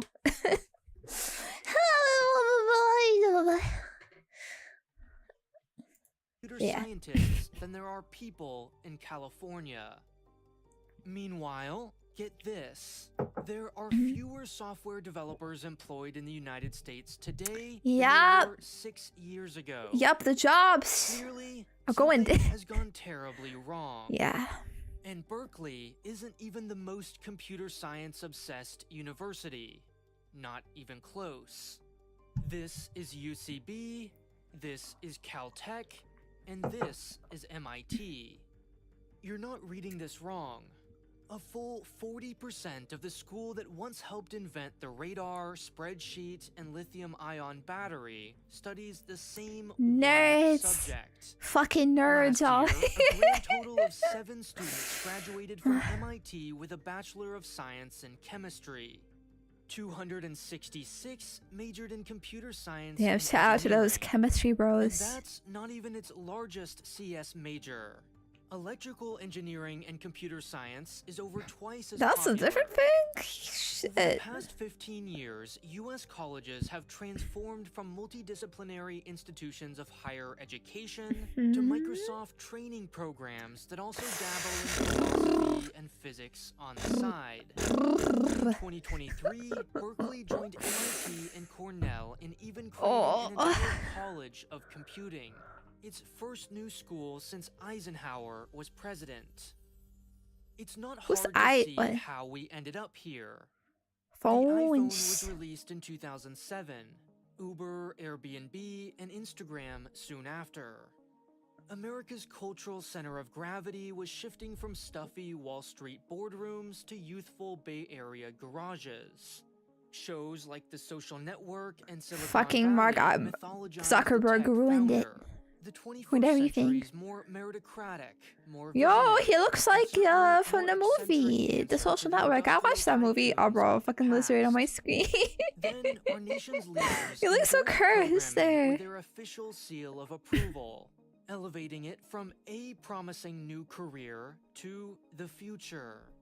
While in office, President Obama called coding a ticket to the middle class. The White House celebrated Computer Science Education Week, promoted Hour of Code, and warned of the dire shortfall of 1 million STEM graduates by 2022. New York Mayor Michael Bloomberg even announced he personally would learn to code in 2012. Fucking boomer. No way. No way did he. There was something for everyone in that 3-word mantra, learn to code. I'm sorry, it hurts. It hurts. Career-oriented education. For corporations, it promised a steady supply of skilled labor. Labor, I might add, that came pre-trained at taxpayer expense. For national security hawks, coding helped strengthen America's global power. enabling it to outcompete China. Hello, Karan. Hello, If Seppo. Hello, diversity was Terrence. more your cup of This isn't tea, politics. what This would is you like tell us the life. convincing story about how this was Education, really I all about guess. expanding opportunity. And for Democrats steering the economy through the Great Recession, Learn to Code sounded empowering, hopeful, and most importantly, vague enough to absorb virtually any of the difficult questions posed by globalization at an especially fraught moment. Layoffs? Automation? Outsourcing? Not to worry, if we all just rolled up our sleeves and, say it with me, learn to code. Red and blue states alike rushed to teach Python and JavaScript in classrooms. Today, nearly 15,000 US high schools offer computer science classes. Even 37% of middle schools do. 11 states go even Gotta get them further, young. You gotta start requiring young if you all want to be students successful take a here. computer science class to graduate. Absent any dissenting voices, there was every incentive to exaggerate Fucking the ease scratch. of coding and romanticize the life of a programmer. Obama told us just about anyone can become a computer scientist, quote, with a little hard work. Years Oh, later, God. President Biden echoed this sentiment in his signature Joe Biden. no-nonsense tone. Sleepy Joe, wake up. Coal into a furnace can learn how to program, for God's sake. One popular article from 2012, when US unemployment was still well over 8%, declared, "To anyone out there who says you can't get a job, you can have one, a fun one. Learning code is not about numbers and mathematics. It's more like architecture." Well, young Americans didn't need to be told twice. Younger millennials and older Gen Z looked hello, around, Space. saw their Hello. siblings struggle to find work after the Great Recession, and decided they'd take the cool job that lets you earn 6 figures working from a beanbag while wearing a hoodie, requires a bachelor's degree at most, and is apparently remarkably quick and easy to learn. Please? But although Microsoft and Facebook and Apple Australians were cannot ready go for wrong. this massive influx of programmers, universities most certainly were not. The popularity of college majors, of course, fluctuates all the time. Seasoned law school admissions officers still remember the sudden rise in applications following the hit 80s drama LA Law, just as pharmacy school briefly became popular during the early 2000s pharmacist shortage. But the computer science boom was something else entirely. The basic problem for schools was this. While the total number of undergraduate CS students tripled in just 10 years, the number of PhD students who become professors has stayed more or less the same. Ooh, yeah, The reason fuck for this is no PhDs. mystery. A PhD student can expect to receive a $40,000 I probably a year could have stipend, like gone if a they're master's lucky. and stuff forever, That but it felt like same such a student waste. can easily earn $200,000 Like, or yeah, more you're at just gonna what, become a Amazon fucking or teacher? Netflix. In other words, I wanna there isn't talk to anyone people. to teach all those undergraduates. The result in many computer science departments is an impersonal, factory-like experience. Professors are perpetually stressed and invariably overworked. Class sizes are massive. 400, 500, 600 students in introductory courses. Oh, so true. Undergrads are even deputized as TAs, meaning the person who took this class last semester might be the only person you can ask questions. And yet, schools still turn eager students So away. true. It's become common at many universities to make students reapply to their computer science program at the end of their first or second year, for example. At Swarthmore, the University of Maryland, and UCSD, students are entered into a lottery. I guess I could always meaning fucking you can become a apply and teacher, be although that accepted to itself is a big Swarthmore, fucking not money to thing. mention pay Isn't that just kind of over crazy? $90,000 a year. Wait, sorry. This is a quick pause. You're a teacher. These schools. You gotta get your master's, which costs money. You gotta get your PhD, which costs money. And then your job doesn't even pay you that much money back. Like, what the fuck? But at least the competition is way down. Probably much more of a guaranteed fee. Like honestly, like, I'm pretty sure my professors would have fucking begged me to be a master student if I was like, Friends? please, like, we have fucking nobody to fucking bring on to an next generation, nobody to fucking, you know, papers and shit with. You know what I mean? Yeah, I don't know. Let's just fucking It's like fucking help writing papers and put the presentations, and I'm like, honestly, I don't even know if I can handle the responsibility of having to like be responsible for students and teach them and, you know, do a good job. I don't know. Kind of weird how the world works in that way, huh? Wait, hello, Average Reeve. Hello, Dragon. Hello, Clam. Yeah, hello, bud. Thank you for the tier baby sub. Appreciate it. Alright, 16 months. That's crazy. Thank you so much for being around. Some teacher fit though. Yeah, I mean, also got consider. Yeah, I'll probably wear very casual clothes, but you know, who is going to listen to this small girl trying to stand at the front of the task and like standing on her tippy toes to reach the top of the board? You think I'm girl intimidating? Do your homework. Do your assignments. I don't know. I think I'd like teaching the students were orderly and respectful. Well, at least in like university like level students, they probably would be. But I could see how, yeah, like middle school, high school, it's like they're fucking baggage of those kids. Yeah, no way. Very tough to deal with. Their issues probably. Oh, but at least by the time they're older, it's a bit more, you know, whatever. They're probably more likely to just fucking not even listen to you and just fucking brain rot on their laptops while you're talking. I don't know. Anyways, let's continue. Only to later be denied access to your preferred major by random number. Needless to say, this leaves many students feeling disillusioned with the college experience. So They true. graduate with debt, with little career help from their school, So whose true. resources are spread thin, and with Yep. minimal, if any, contact with their professors along the way. On top of all that, many of these students feel they were inadequately prepared for the job market. Gremlins. Because So many true. CS programs have their origins in math and engineering departments, their curricula often focus more on the how, the general algorithms, ways of thinking, and processes, than the what. The specific syntax, programming languages. I think that are relationships currently between students and marketable or teachers skills is tested freaking in modern job illegal. interviews. Like you're gonna get Graduates fired at often least. have dabbled in half a dozen languages, but truly mastered none, forcing them to learn on their own. It wasn't hard to imagine there might be a better way. Something This being the era epics. of, quote, disrupting outdated industries like taxis, hotels, and DVD stores, the proposed solution was wrapped in lofty, emancipatory What can we make language. subscriptions for Education next? was about to be revolutionized. Universities out-innovated. Enter Oh the god. coding boot camp. The Oh idea god, we're was gonna simple. replace If universities. you already knew what you wanted, a six-figure job at Amazon, you could forego the 4-year computer science degree, pay just $10 or $20 or $30,000, and learn to code in a fraction of the time, usually 12 weeks or less.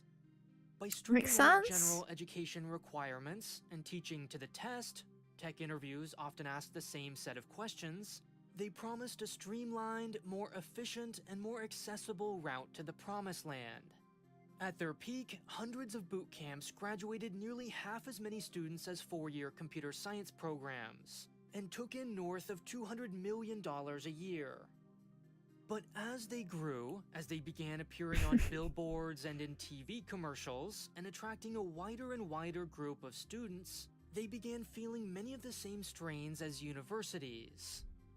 First, they realized their students were lending at least as much of their reputation to them as they were to students. In other words, Yeah. if one of them failed an interview or was fired, that employer or recruiter would remember and associate their performance with a boot camp on their resume, making it harder for future students to land jobs there. Silicon Valley, after all, is a small world. Most students are looking for work from one of I thought those they didn't fine care where you're from. companies. Thus, they began carefully guarding their reputations, selecting only those applicants who enhanced their brand. One boot camp, Hack Reactor, for Damn, you need instance, to- has an acceptance rate of just 3%, for Damn, you need instance, to- has an acceptance rate of just 3%, about the You same need as fucking Harvard. apply for those Another now? problem was a lack of teachers. Also, like universities, boot camps struggled to Fucking compete with the Batman salaries on background. What the fuck offer is by this? big tech, often resorting to hiring their own recent graduates who couldn't find work elsewhere, inflating their employment figures in the process. Finally, they faced pressure to raise tuition.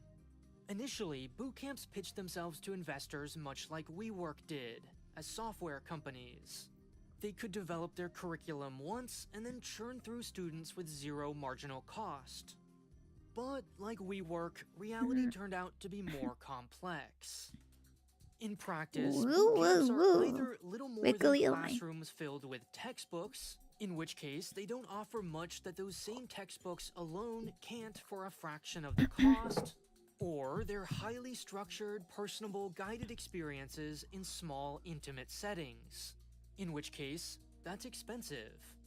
As the number of students grows, you'll need to keep hiring new teachers by definition to maintain the same student-to-teacher ratio. If anything, the marginal cost went up. Later students, attracted by their increasingly get-rich-quick style marketing, had less familiarity with and less interest in programming and therefore required more guidance than their earlier, more intrinsically motivated peers. So true. Just to maintain the same outcomes, therefore, boot camps had to raise prices. And that's a problem when students are paying out of pocket. Boot camps wanted in on those sweet taxpayer-funded federal student loans. But as unaccredited institutions, they weren't eligible. Meanwhile, for reasons we've covered in previous videos, colleges found themselves short on cash. They needed a slice of that sweet boot camp revenue. But they aren't very good at recruiting non-traditional students. And the Higher Education Act of 1965 prevented them from paying third parties for bringing them students, after those incentives led to aggressive and misleading marketing. Except that in 2011, the Department of Education created a loophole. Schools could pay third parties to bring them students if those payments were part of a larger bundle of services, of which recruiting was only one part. In other words, as long as a school didn't call these payments kickbacks, they now had a green light. A university would partner with what they called an OPM, an online program manager. This was the boot camp. The OPM would create the curriculum, hire the teachers, and recruit the students, which the university would then slap its name on, usually for a 40% cut. As far as the government was concerned, these programs were accredited, so boot camps got access to student loans. Students saw a trusted 100-year-old brand name, not some random fly-by-night boot camp. And universities could get away with what was otherwise illegal. Put differently, boot camps became more and more like the unwieldy, inefficient four-year universities they originally sought to disrupt, until they were swallowed whole by those very same universities. Now, this more or less worked through the pandemic, when growth in the tech industry was off the charts and companies raced to hoard as much labor as possible. In Show one the rest. 2023 Wall Street Journal profile, a woman said she was paid $190,000 a year by Meta to do almost nothing, presumably because aggressive hiring at the time was rewarded by investors and competition for talent fierce. Then came the inevitable crash. Nearly 500,000 tech workers were laid off in 2023 alone. Another 250,000 lost their jobs once in 2022. Oh, and the again in graph. The 2024. graph is so, yeah, In so total, over. that's roughly the number of U.S. manufacturing jobs lost from the early 2000s China shock. The unemployment China? rate in tech is now higher than the national average. Recent graduates have had their offers rescinded. And many professors, including this one at Berkeley, one of the most well-known computer science programs in the nation, report that even their best students can't find jobs. Boot camps are that's doing me. even worse. if Hello, they hello, still also exist at hello. all. One, called 2U, declared bankruptcy last year. Launch Academy announced it would pause enrollment, and Dev Bootcamp, which was acquired by education giant Kaplan, closed its doors forever. It all happened remarkably fast. It seems like only yesterday that tech was the future. Not so long ago, the White House predicted a shortfall of 1 million STEM workers by 2022. Instead, there are fewer software developers in the United States today than there were 6 years ago. How did this happen? Well, it's not rocket science. Learn to code, meet another 3-word mantra: supply and demand. Recall that in just 10 years, the number of computer science grads at Berkeley increased by over 1,000%. This was always unsustainable. Now, to be clear, Learn to Code didn't cause this recent downturn. In 2022, I want to say US industry interest that like rates rose where to this their wouldn't highest be level in an issue, 15 you know? years, from nearly 0% to well over 5%. And the tech industry I guess an is industry that's like unusually not exposed growing, to this quote number. unquote. Making software requires massive upfront investment. When the cost of borrowing goes up, making software becomes a lot more expensive. But there's no doubt that the oversupply of programmers, driven by Learn to Code, made workers more expendable in the eyes of employers. When programmers are so abundant, it's a whole lot easier to fire So them a new on meta demand, job treating them as a spigot would they be can do the quickly turn opposite. on when needed and off Something that's when not rather growing. than a resource to invest in and retain Stable, through I thick guess. and thin. Every industry, of course, has ups and downs. And Yeah, through return as to farmer. I mean, this downturn has honestly, like been, low key, growth like for will real, we eventually probably do need return. farmers. The Bureau of Labor Statistics And no one wants to be still one. expects computer-related occupations to grow 11% by 2033. The same, to be fair, cannot be said of all fields. Still, a starry-eyed 18-year-old back in 2016 could be forgiven for thinking that tech was somehow different. For years, common sense had been thoroughly drowned out by the increasingly religious zeal of Learn to Code. Learn to Code was more than a gentle Obama. encouragement to consider programming as a potential career. It was an all-encompassing vision of the future, unbounded by the laws of economics. That 2012 article from earlier, for example, compared coding to reading and writing, a surprisingly common sentiment at the time. The message wasn't that Yeah, we don't get a programming job was just a from useful reading skill, or it was that writing. soon everyone would need to program. Otherwise, Hello, Rami. serious people Hello. argued that everyone from electricians to teachers to insurance adjusters would be coding in the not-so-distant future. If you accept that premise, 1,000% growth in computer science graduates doesn't sound so crazy. But if programming is not a universal skill like reading or writing, if it's still just one, admittedly often lucrative career among many, then it just means 1,000% more competition for a limited number of jobs. Today, there are something like 1.9 million people employed in tech.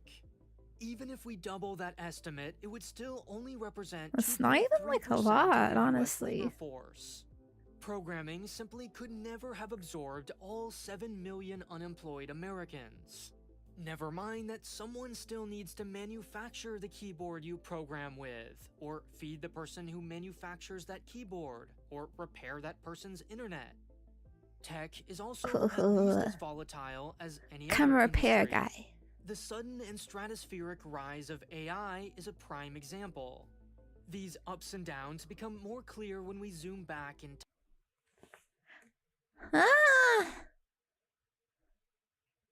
My my browser crashed. Sorry. That seems to happen fucking every time I do one of these YouTube watching streams, huh? Okay, sorry. I'm gonna bring it back up. I don't know where we were in the video though. Between 2011 and 21, the number of wanted and competition I think it was shipping rather near than the a end. resource to invest in and retain through thick and thin. This You like recent here? boom has just been so unusually long that until recently, many Hello, young people had Zakat. never experienced Hello. anything else. But learn to code wasn't just at odds with Econ Oh 1. wait, you can't see it. So you can't see it.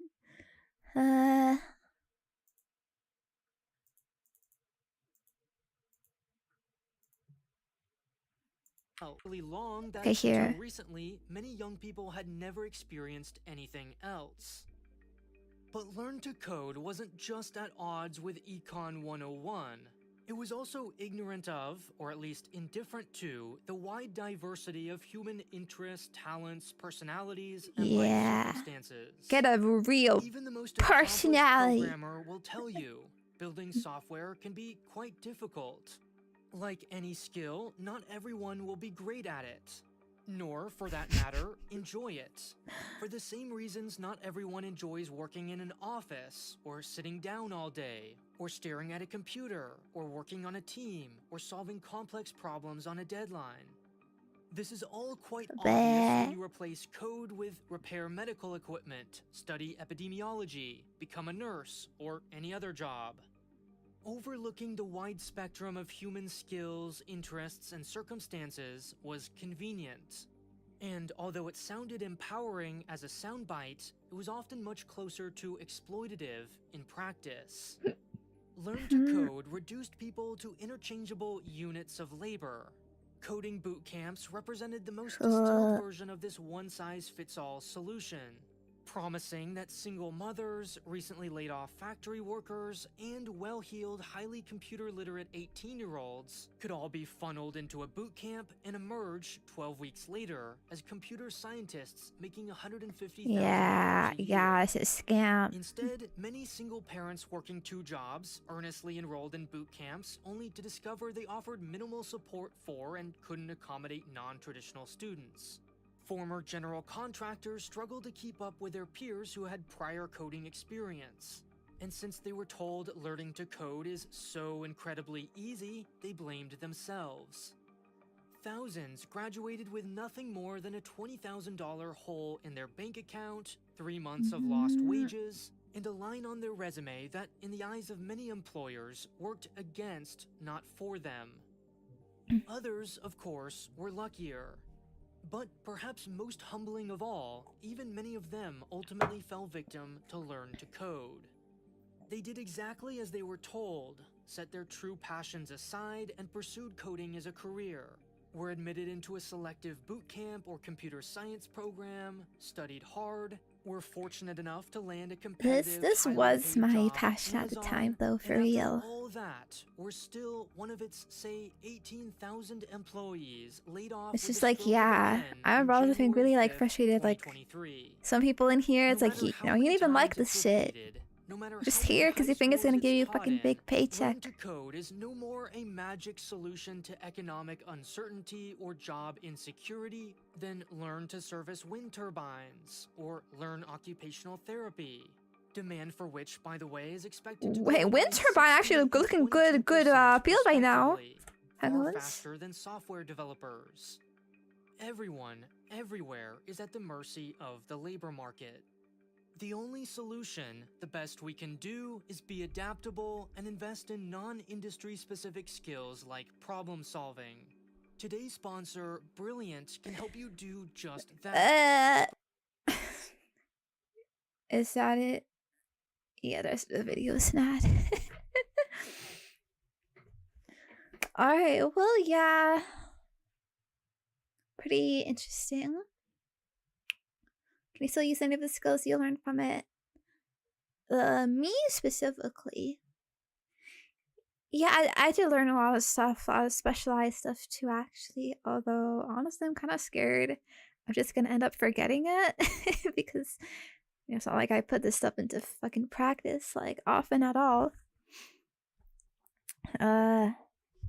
Just why I've been hoping to, do some projects, start some projects, but I'm already so busy. I don't really see how it's gonna happen, but I guess it should hopefully be easy enough for me to repay pick up if I ever do want to. But yeah, I probably would have gone into a different field if I was going into education today.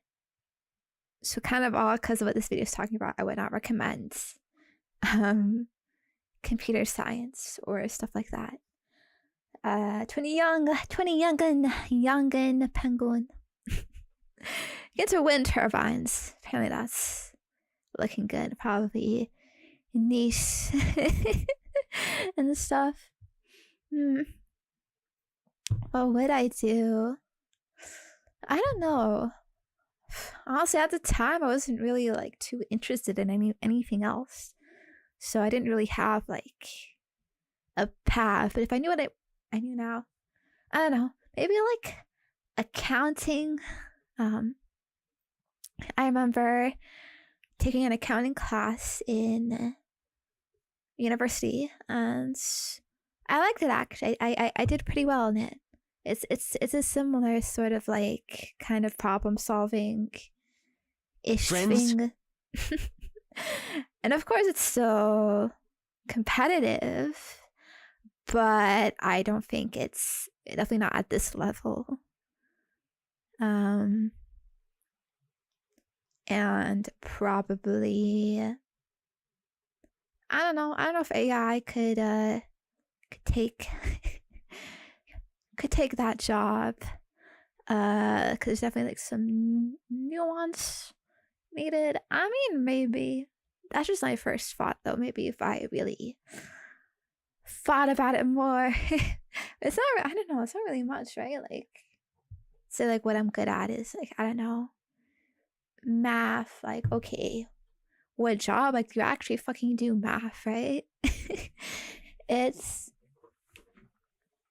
It's not a lot.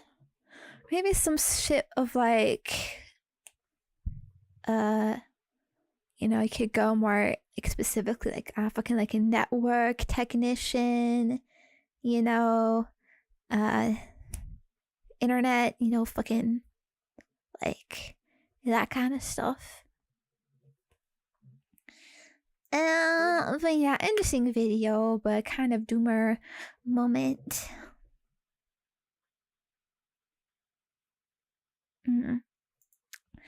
Unfortunately, I'm a girl, so none of the really traditional jobs really appeal to me or apply well. Like, I fucking like a laborer or like electrician or shit or whatever, stuff like that, or being some big like speaker or like presenter when you're working with my hands. Probably not. So yeah, probably a big, bit of identity crisis maybe a lot of young people face of like, yeah, like what do you do? Because it doesn't really feel like there's many like viable, like nice, fun options. It's also why it's probably easy to just be like, yeah, I'll just do coding or whatever. Fucking some computer stuff, Yeah, honestly, it's hard to just think of like, what other jobs like even exist that a lot of people too like look down on more like menial labor jobs, right? So of course those are still like needed and necessary. Anyways, yeah, okay, let's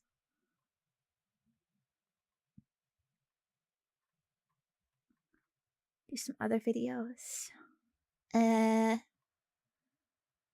about, okay, I'm going to move the ones I watched.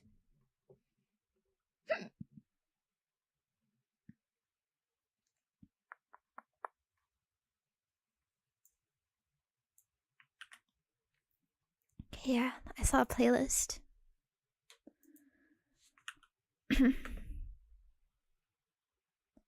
Yeah, I think this is analog horror.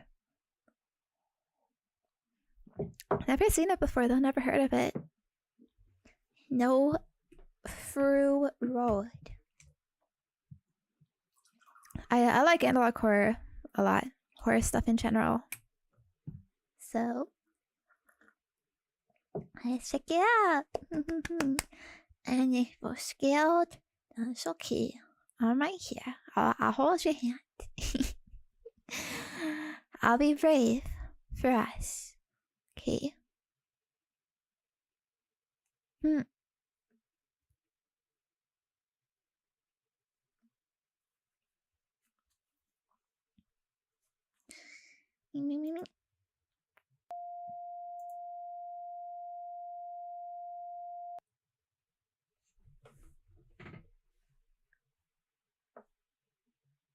Cool.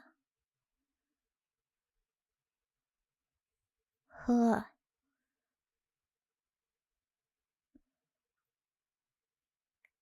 What's inhabitants?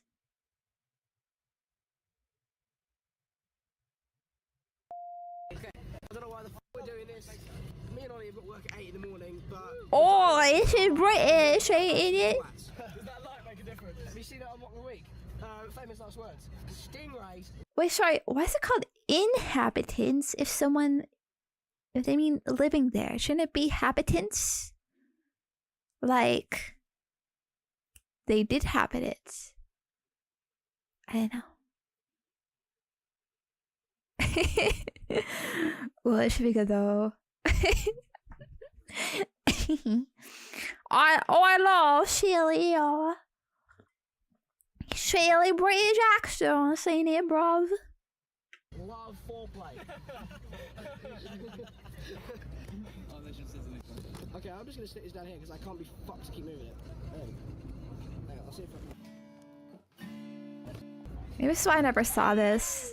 Got like really erased from the public consciousness because it's British. We don't take British media seriously. Wait, this is a dead end. Oh no! Oh, my coat spilled on my lap. Oh, it's cold. Bro, do people actually speak like this? Oi, bruv! Oi! Oi, Emmy! Man, you big old boy! Oh, boy! Brimhall Farm was in the news. They need. Sorry. I can't help. I don't think we should be here. It's like a private road or something. Be it. I better come down and roll backwards. It's nearly 4:30. We need to get home, man. Wait, no, Ollie, wait. Can we just try and turn around this bit? Can we please agree that we don't ever go back to this archway? Okay, agreed. Oh, it's so crunchy. Do it again! Turn it back on. Do it again! There's like a bloke in the middle of the road. 360p, guys. What's the sign say? It says, We need Stevenage. it says walking. Bennington.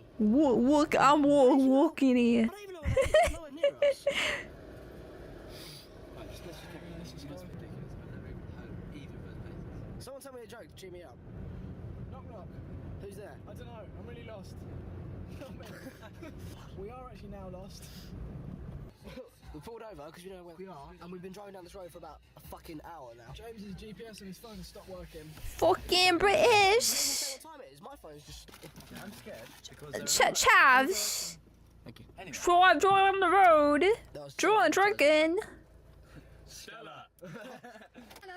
Ollie, plans. Fucking product placement. Hello, I'm scared because it's down to me because I'm driving the car. Also, holding the camera to your face makes you extremely uncomfortable. No, yes it does. I get to film Ollie doing a wee wee. It's right out. Is it really? Doing away. My ball. A rabbit! I caught a rabbit! It's like perfectly preserved as well. It's really weird. Oh, Ollie, don't. Fuck off. Oh no, evil rabbit. Stop it. I'm stroking it. I don't stroke the rabbit. My turn. I'm just gonna have a look up the road. Take the camera. I'm just gonna see if I can see the lights. The lights and see. Let me get back in. No idea. Sexy little bitch, isn't he? Look at that ass. Dave. Get back in. What's wrong? What? What's the matter, man? What? He spoke. Oh my gosh. Oh my gosh. Oh, so silly. Fucking hell! What's up? Stop being a brick, man. This isn't funny. Oh, there was someone, and he was like wearing some sort of mask. Really want to get home now. Another car for like an hour. It's scary how I remember playing around on webcam programs as a kid with those little filters. Every corner feels like the same. it's so familiar, isn't it? Because nobody said you sign. Okay, slow down. Bennings? What is it? Bennington and get out. Bro, if you can see the pixels. Oh my god. I know. Wait, stop. No. Yeah, no, we just got in a little circle, so it's... Bennington's in the middle. That's all it is. Bennington is to the... We've been going in a straight line. No, we haven't. It's been left, I swear. Absolutely. Now they're going in a gay line. No, it doesn't matter. The road is curved. Relax, man. No, it's... Do you want to go to Bennington to prove it? Then go left. Do we turn Stop around? saying man. It's like... That's like your fucking... What? Why not? Spooky. I'm turning the camera off. No, I swear. Oh, fucking hell. What's that building? Jesus. It's like a prison. It's a plan. I think the only thing we can do is keep driving until... In a straight line. They no clipped into We've been going for about 2.5 hours now, maybe 3. fucking Hinamizawa. they're looping. Hey, Don't go to the Wicker Man town. can you stop talking about the Wicker Man, please? We're in the middle of the country, there's gonna be pagans running after us. Wait, what sign is this? No, stop. Fuck, The stop. same sign. Oh my god. Bennington in it. You're fucking there on that bit. No, Steve, I fell asleep. You've just driven past it again. no, we're not fucking with you. That's horrible. Hazards. Stop fucking doing it. The back of my chair is so annoying. I'm checking that sign, it cannot be the same. Just go. I don't want to stay here. But, oh, Chris, stop, look. Ollie, I don't want to drive down this road anymore, we've done it 3 times and we haven't got anywhere. Okay, should we try that way then? Let's try and go towards bottom. You put the radio on. Yeah, but might as well. Hang on a sec, Ollie, I can't get the seat right. What is this? They weren't even playing radio. No tunes. No way. I don't believe that. I don't know. It's never been So there it was before. pirate, that was from... Does it, like, worry you guys that we haven't seen another... Nah, bruv. All you need is the company of your mates. No. For the background ambience. I see a roundabout. I see trees. That's it. Look, guys, look. Oh my god. Stevenage. Yes. Ah, finally. Ah, we're finally getting there. Oh my god. Headlights. Ah, Oh, last. car. Jesus. Hello. I wanted to be a baker, but I couldn't make. Follow them. Because I've got fucking leather hands. Stevenage. Welcome to Stevenage. Oh, Stevenage, Bloody guys. last. turn the lights on. What the fuck? How did we? All they. We were just on the phone. Just reverse, Ollie. No, Reverse. no. They're cursed. They're cursed. Just don't sit here, I don't want to sit... Oh, for fuck's sake. No fruit road. What? What does that mean? Can you back up? Camera me. Just... For a little. Bro, they already hell. It's not meant to. I can't... Turn the bloody lights No, no, no, no. What the frick? What the frick? Run them over. What's one bruv gonna do?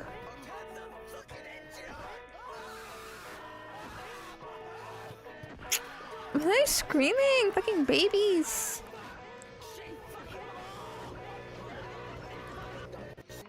Oh. Fuck, I did watch a horror movie recently though where some guy just like smashes the front of the car with a hammer, so it's all that can be done. Oh, my loss is screaming.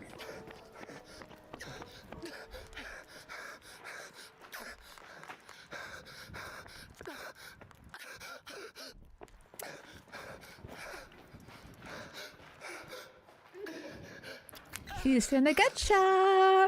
The British Slender Man! Boop, boop, boop.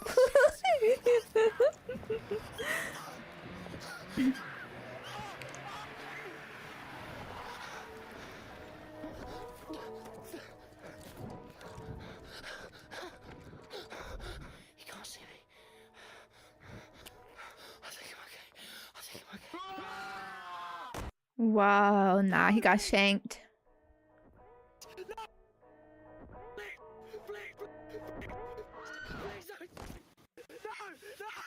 What the fuck? He took the camera?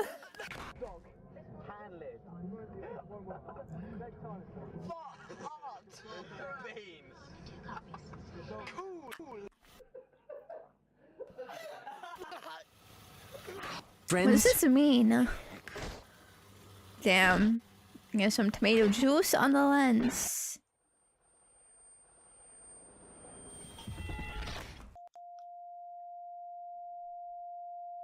Friends, hello. Fucking cold.uk. Okay, actually, I have to pee. Sorry, it's kind of bad, so I will go real quick. Okay, just stay comfy, wait warmly. All right. So hello, homeless gamer. Hello.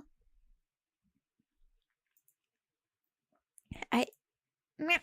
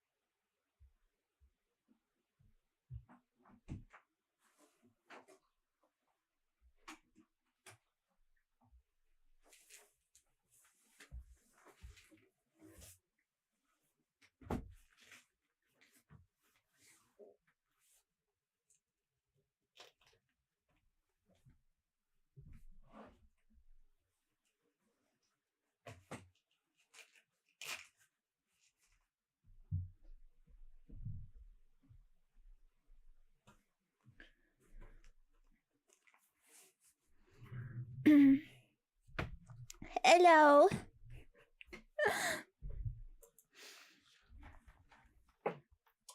Hey.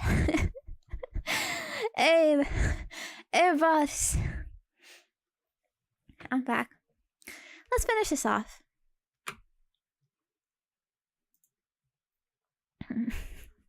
So I will say, it's so nice living in a full house because if one of the bathrooms is occupied, there's usually another one that you can use. Blah blah blah. So I heard like living in a small place with roommates is like, yeah, if it's occupied, like you're out of luck. Okay, Twinkies. Okay, is that the tunnel?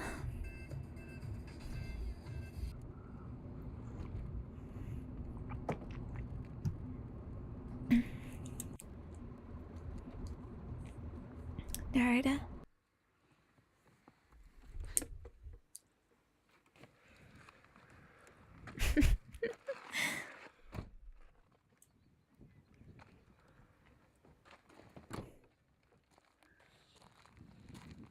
Flowers. They're traveling to where they died.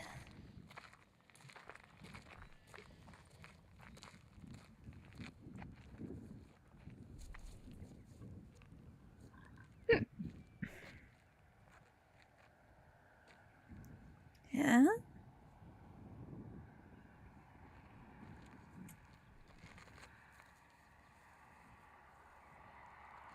The exact spot that bruv got his head smashed.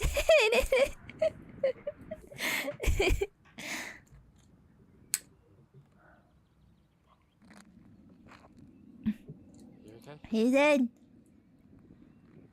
Yeah. I'm okay now. And when you look at the video, you see me get dragged out first, before Stephen. I don't know how I got out there. I don't remember anything. Hello, Tis. Hello, Ivy Quit. Being in hospital. Bro, it's so weird seeing like British people like they look normal, but like the words coming out is like it sounds so. I didn't speak to anybody, not even my parents. You know. I don't have the answers.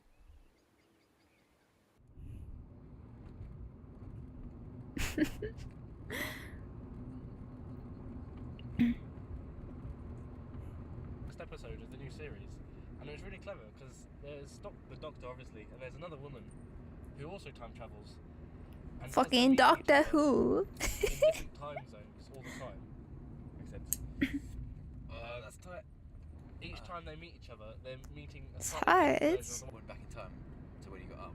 Would you see yourself in bed, or would you be waking up again? Well, if you know you've done something, if you know, oh, I walked down that street at that time on that day, and you specifically go back in time to see yourself then you will, yeah. Unless you go back in time and then you are living yourself. You see Oh, that? you see that Oh, bunny? yeah, there's a rabbit. There's a tiny little rabbit. Not the wabbit. Oh my gosh, the wabbit is the trigger. It's the wabbit. The wabbit. evil girl's rabbit. That sends you to the loop. We were coming down there, and then you just stop buffering, so I've lost all signal. Check. Man, I never seen Doctor Who. No, I got something wrong. More Doctor Who, more like who? Yeah, Doctor Who. Keep driving. I don't know him.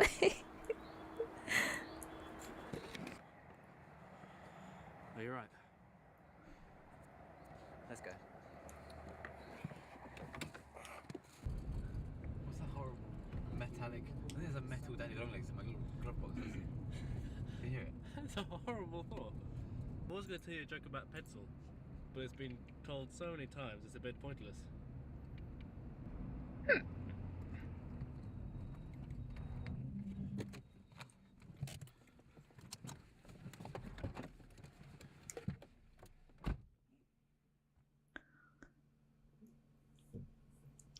Alright, so what are they doing?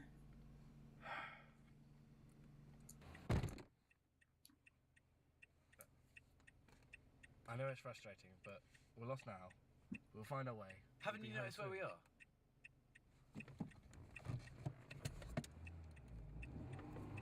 James, what are you doing? Is that Bennington? No.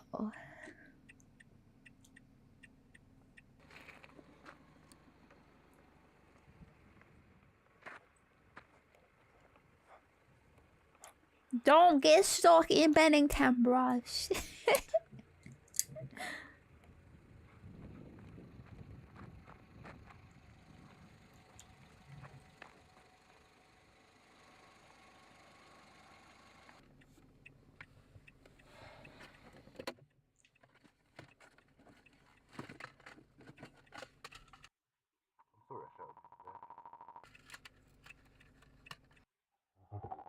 Or does it ruin your quality too? Going there. No, it's fine. I'm sure we're just going around in one big circle. If we keep heading one direction and we see that sign again, we'll just make a right or something. Yeah, we can. Camera though. Yeah, but when we get back, Today. oh, long, hot. Sorry. What? Long and hot. What's long and hot? It's like totally, yeah. I found the red stone as well. Alright. I don't know what it is. Never used it before. I'm not a fan of Redstone. materials. Flint and steel. Yeah, yeah. I use that the most. I think it's more precious than gold. Yeah. Constantly. Constantly using it, constantly making things out of it. Oh, shit. It's a sign Okay, again. next right, I'm just gonna go down it.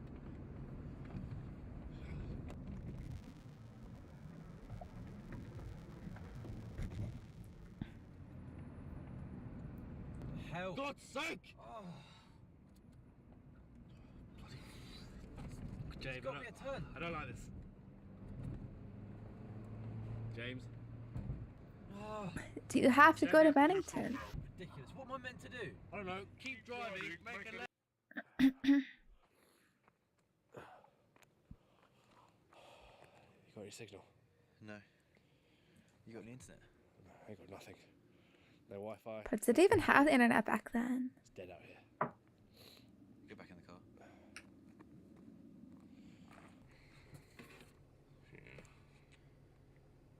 Yeah, the email's connecting sometimes on my phone, but it's not very consistent. No? Yeah, okay. How about, well, next time it does connect, why don't you send an email to your dad or something? He could give us a lift. Behind them. We've tried turning it off and on again. That could work. Oh, cameras. So, if it wasn't for that, I wouldn't have come, but I felt like I owed it to them. Reckon it's a good thing you came back. I just had to pay my respects. Do you think it was worth it? No.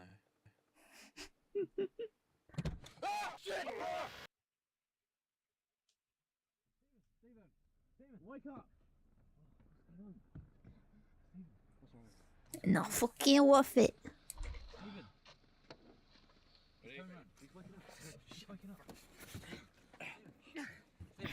It's okay. Where am I? Wait, that's some normal person. Where have you been? James, you got away. Yeah, I got away. Where have you been? Dave. Hi, Steve. Steve. It's okay, calm down. Why is his face fucked? Where is Okay, he? don't worry. Where is he? We're in my car. Where is who? Where have you been? Where was I? I escaped. I went through the bridge. It's okay. He's gone. I went through the bridge and then It's fine. That's gone. It's in the past. what do you mean? It's in the past. It's been 3 years. Rode for like a few hours. Same as last time. No signal. 3 years. You turn off another road and you just come straight back in. It's gonna be alright. We're gonna get back out of it. I got back over it before and we're gonna do it again. You said you've been out for 3 years and I don't even know. Doesn't make any sense. It's gonna be alright. We're gonna do it. Come here. Oh, they're hugging. Sorry, I couldn't do this.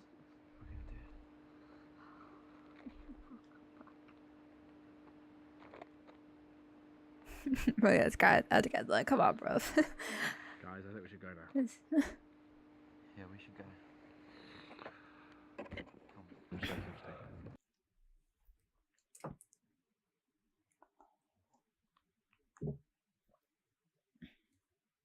Hmm?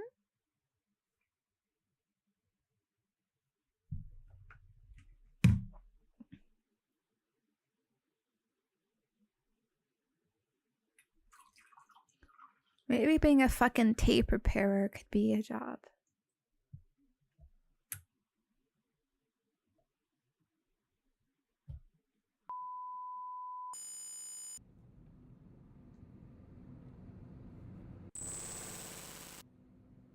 Ah, spooky.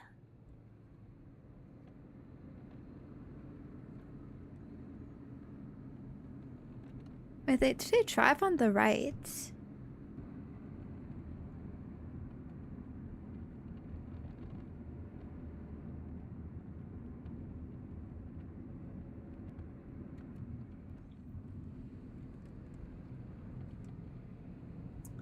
My god, yeah, it's on the right. The wheel. So silly. Finally. Hello?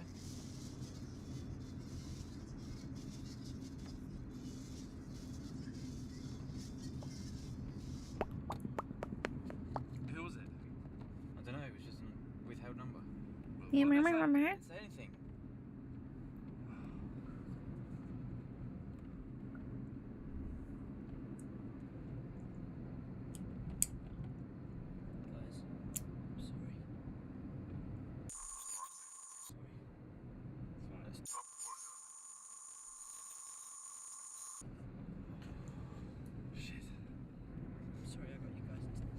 something right here. Do you actually think that's gonna help? Well, I've got to try something, haven't I? Haven't I? It's fine. We get home. No, they're driving to Shanktown. Oh no! There's nothing we can do. Friends?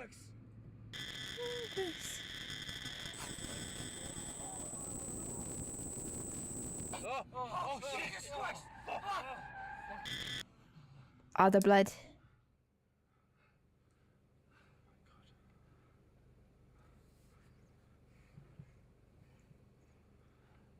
What do we do?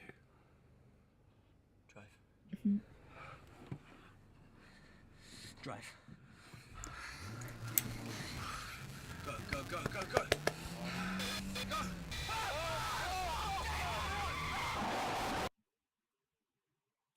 What?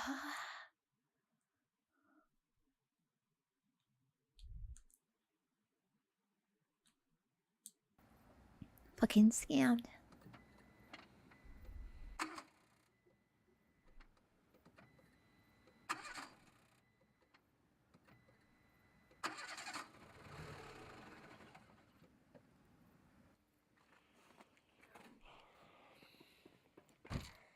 You got a bit of blood on you.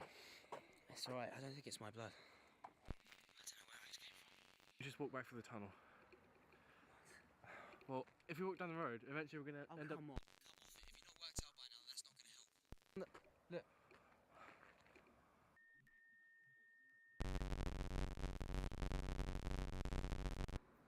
What happened to their car?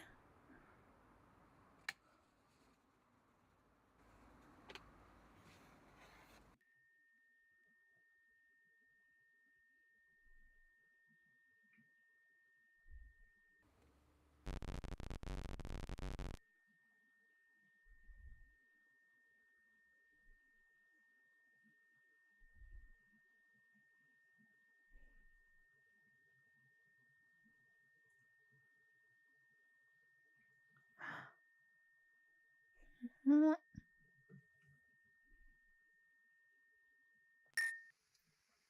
The mask.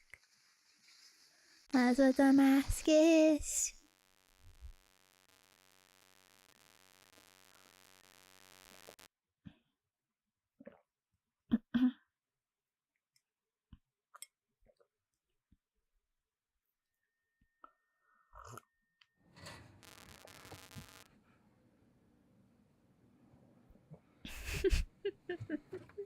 I don't want to stream. I just know the memes.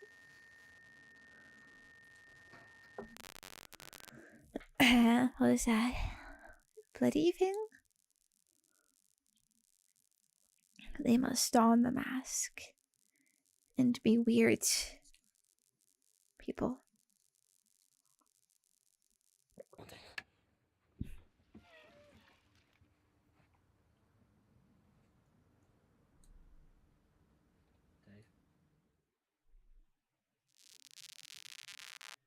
Dave. Is he? How does he know these things we said? Maybe you saw the video. What video? What video? Obviously, if you hear me fiddling or something, by the way, got a fidget cube.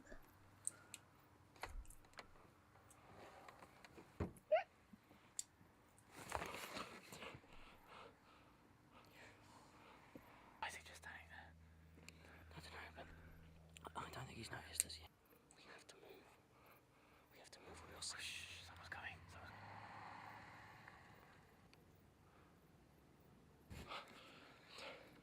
He just stands there menacingly. What is that? Who is it? I don't know. What? What is it? What? Is this for real? Loud.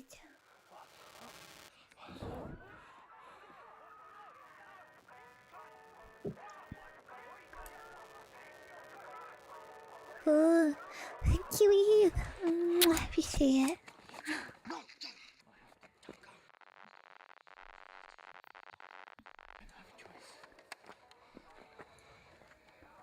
Sounds like some Zelda music. James! James! What?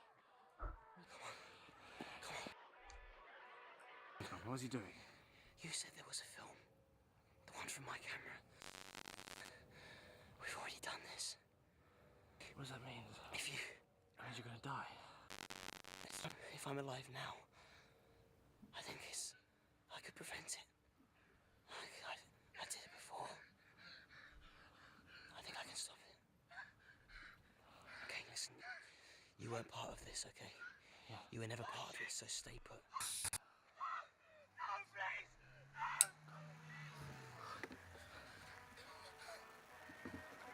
Oh wait.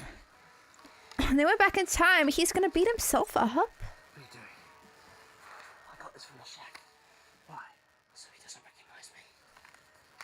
Stephen, what are you doing? Stephen!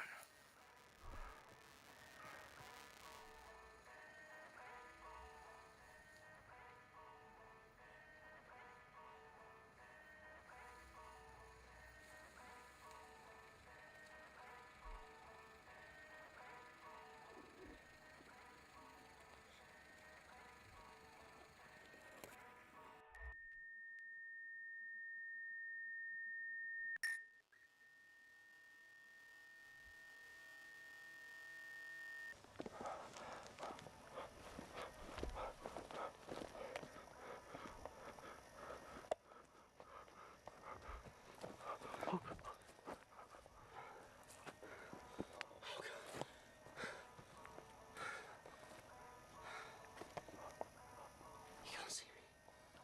Oh, he can't see me. I think I'm okay.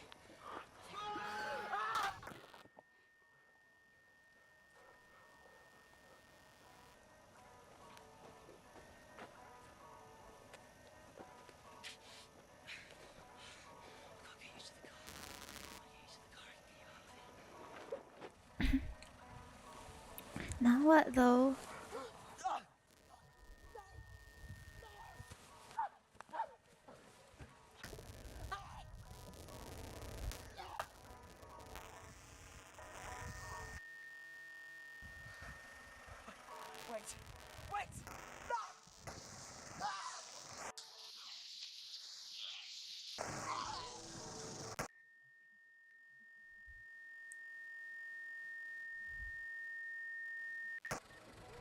Stephen?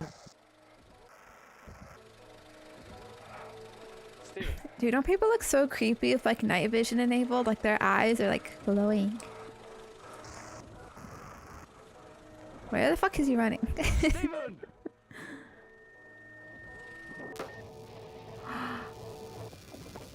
What?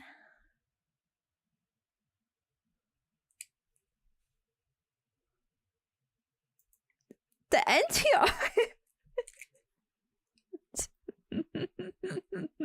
And no through, no through road, guys. No.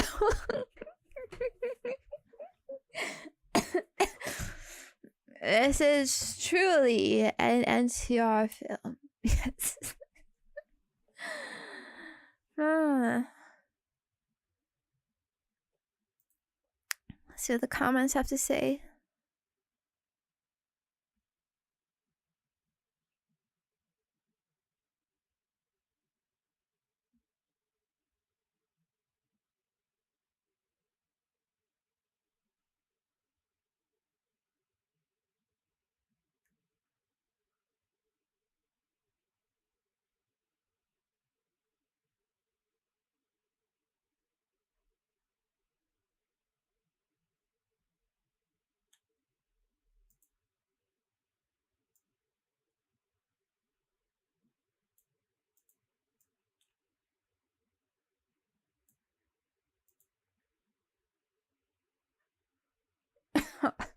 Sweet words.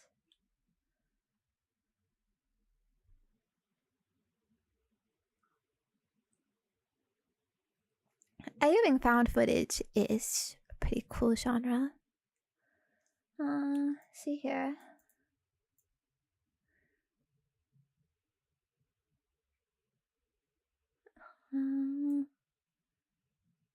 Is it?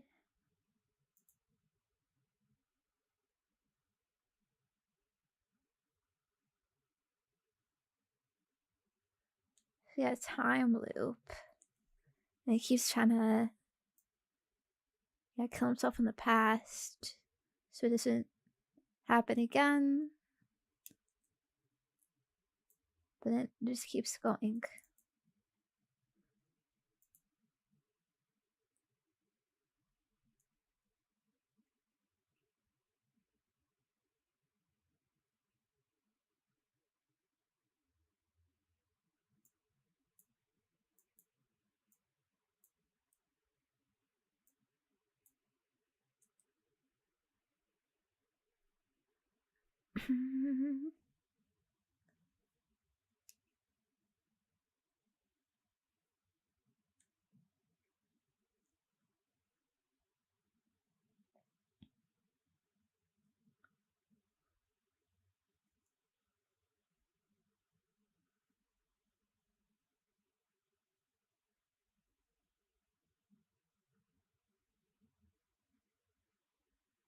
Yeah.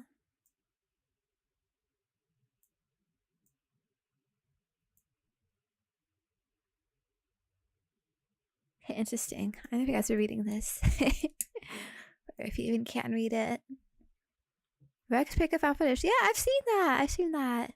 And the sequel too. Interesting. I wonder if this was one of the first one of the first analog horror ever. Crazy. Yeah, they're not first analog horror, but it's got a video essay. Oh, the explained video. Nah, we don't need that. We don't need that. It's interesting though. Yeah, I never heard of it before. Well, the Argus is it's funny. Anyways, thinking about what to do. To be honest, kind of wondering if I should stop here just because it's like kind of starting to hurt again. So I'm like, okay, it's not really a good sign. And maybe been pushing it for a bit.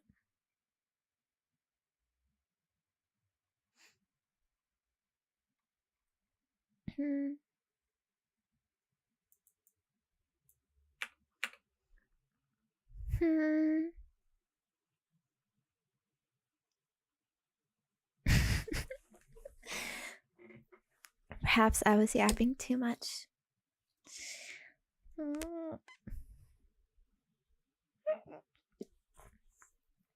Honesty though. Yeah.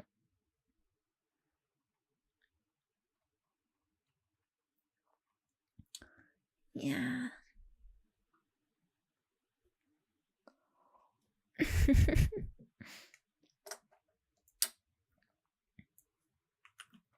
And then should I have a short video somewhere?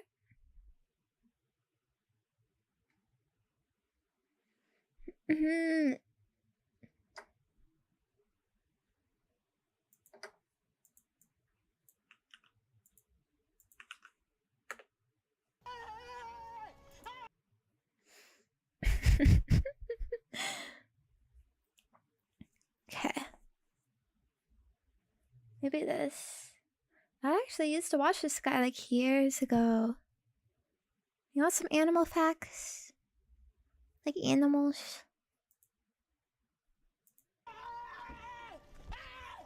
Why are you running? Why are you running? Spooky season. You knew Why this was are you coming. running? We're always talking about all the ways nature and the things in it can put you on a shirt, but we never talked about how diseases can have animals permanently parallel to the ground. So that's what this video is. Animal diseases that are rated R, for the regret I feel when I see what researching them has done in my search history. And of course, viewer discretion is very much advised, especially for disease number 1. What's a Halloween video without a jump scare? This photo was taken just outside the Caribbean Bay Hotel in Zimbabwe of what appears to be a hairless baboon. The deep-pelted primate appeared to be an outcast, only following her troop from a distance, almost as if she had been rejected. Ooh, just like for her me. appearance. And according to a nearby vet, the most likely cause for this abandoned baboon's condition, mange.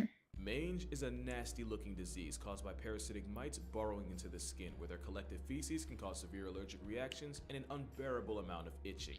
That's why the main calling card of mange is turning animals into the most down-bad version of themselves. And while the word mangy is usually an insult reserved for dogs, these mites can be a certainty from anything from foxes, to bears, to porcupines, occasionally birds like eagles, and many, many more. In fact, the legend of the chupacabra was more than likely jump-started by a severely mited-up coyote. And in 1996, there was an outbreak of sarcoptic mange that griefed a family of mountain gorillas in Uganda, even expiring one of their babies. The mites themselves aren't a death sentence, but they slowly weaken the target, making them much more vulnerable to infections. And they can easily spread, especially if you're a wombat whose burrow mates with a walking mite mosh pit. The mites are so persistent that Is it the white Pennsylvania, stuff? a black bear with more than 50% hair loss is considered a lost cause, and not only is it retired from life, it's also incinerated, so the past tense bear can't possibly infect any others. And yes, mange is zoonotic, meaning it can be passed on from animals to humans, and when that happens, it's called scabies. To be fair, it's normally easy to treat in people, but those with weak immune systems or those taking immunosuppressants can find themselves gatekept from a life of comfort. There's also Demodex mites, which shack up in hair follicles, and even a couple species that make their home in the human eye. So yeah, mange just might be the most aesthetically upsetting ailment here. The polar opposite of the next disease, because where mange is visually visceral, zoochosis is almost purely psychological. You've probably heard of the condition where animals in captivity do the same thing over and over with no goal or purpose, almost That was a like video they're in game. trance. And one of the most popular examples of this are those videos of elephants swaying back and forth. Except zoochosis is much more than that. Of course, you have your swaying and almost neurotic pacing around their enclosure, but the zoochosis signature also includes excessive grooming, personal punishment like self-biting and self-mutilation, turning puke into an infinite food glitch, and coprophagia, even in animals that wouldn't normally do it. But the disturbing part is, like mange, it's believed that zoochosis can also be contagious. If an animal is I'm housed gonna go next to one crazy. exhibiting the stereotypes associated with it, chances are that same animal will too. This captive psychosis is likely triggered by a lack of stimulation and enrichment, and it's more common in higher intelligence animals, especially those that would normally have a wider range. Elephants checking both boxes is likely why 40% of captive turned pachyderms show symptoms of zoochosis. Orcas are one of the smartest non-human creatures alive and can travel well over 40 miles a day for food. And almost a year ago today, in 2022, a captive orca named Hugo tragically resigned from reality after violently slamming into his tank wall until he suffered a life-ending aneurysm. And in 2005, a mother hamadryas baboon groomed her baby so excessively that he looked like he came out the womb beaten with wizards. To be fair, we can't really prove that this was zoochosis working overtime, but bro got the Mr. Clean cut. That ain't a fade, it's a flea. But the most popular and probably most depressing case of chosis was Gus. Gus was a polar bear that lived in Central Park Zoo for 25 years. At one point, visitors and keepers noticed that Gus would spend all day swimming in figure eights, sometimes for up to 12 hours straight. Keep in mind that polar bears can cover He nearly chillin'. 50 miles in a day searching for seals. Not only did the zoo spend Oh, that's crazy. How do you have a 25 grand on polar therapy bear in a for zoo? Gus went on to make Aren't they history as so the very deadly? first zoo animal to be put on Prozac. Speaking of which, the 25,000 bones of behavioral therapy basically amounted to the therapist saying, "It be like that." This isn't an anti-zoo video or me trying to morally grandstand to y'all. I think zoos have the potential for a lot of good and a lot of bad. It's just that the bad can lead to a chronically pilled out polar bear. But wait, it gets darker. Friends? Because with how far removed humans have gotten from nature, there's a legitimate fear that humanity as Friends? a whole could be suffering from zoochosis on a global scale. That joke about us being no different than ants stuck in a death spiral becomes less and less of a joke as time goes on. No, but You remember the 15. Will Smith movie I Am Legend? You know, before his wife publicly neutered him and then smoked both his family jewels in 2-packs? Well, the post-apocalyptic movie started with a doctor attempting to re-engineer the measles virus in an attempt to find a cure for cancer, instead infecting 99% of the human race. A pretty good example of what can happen when humans try to play God with the natural order.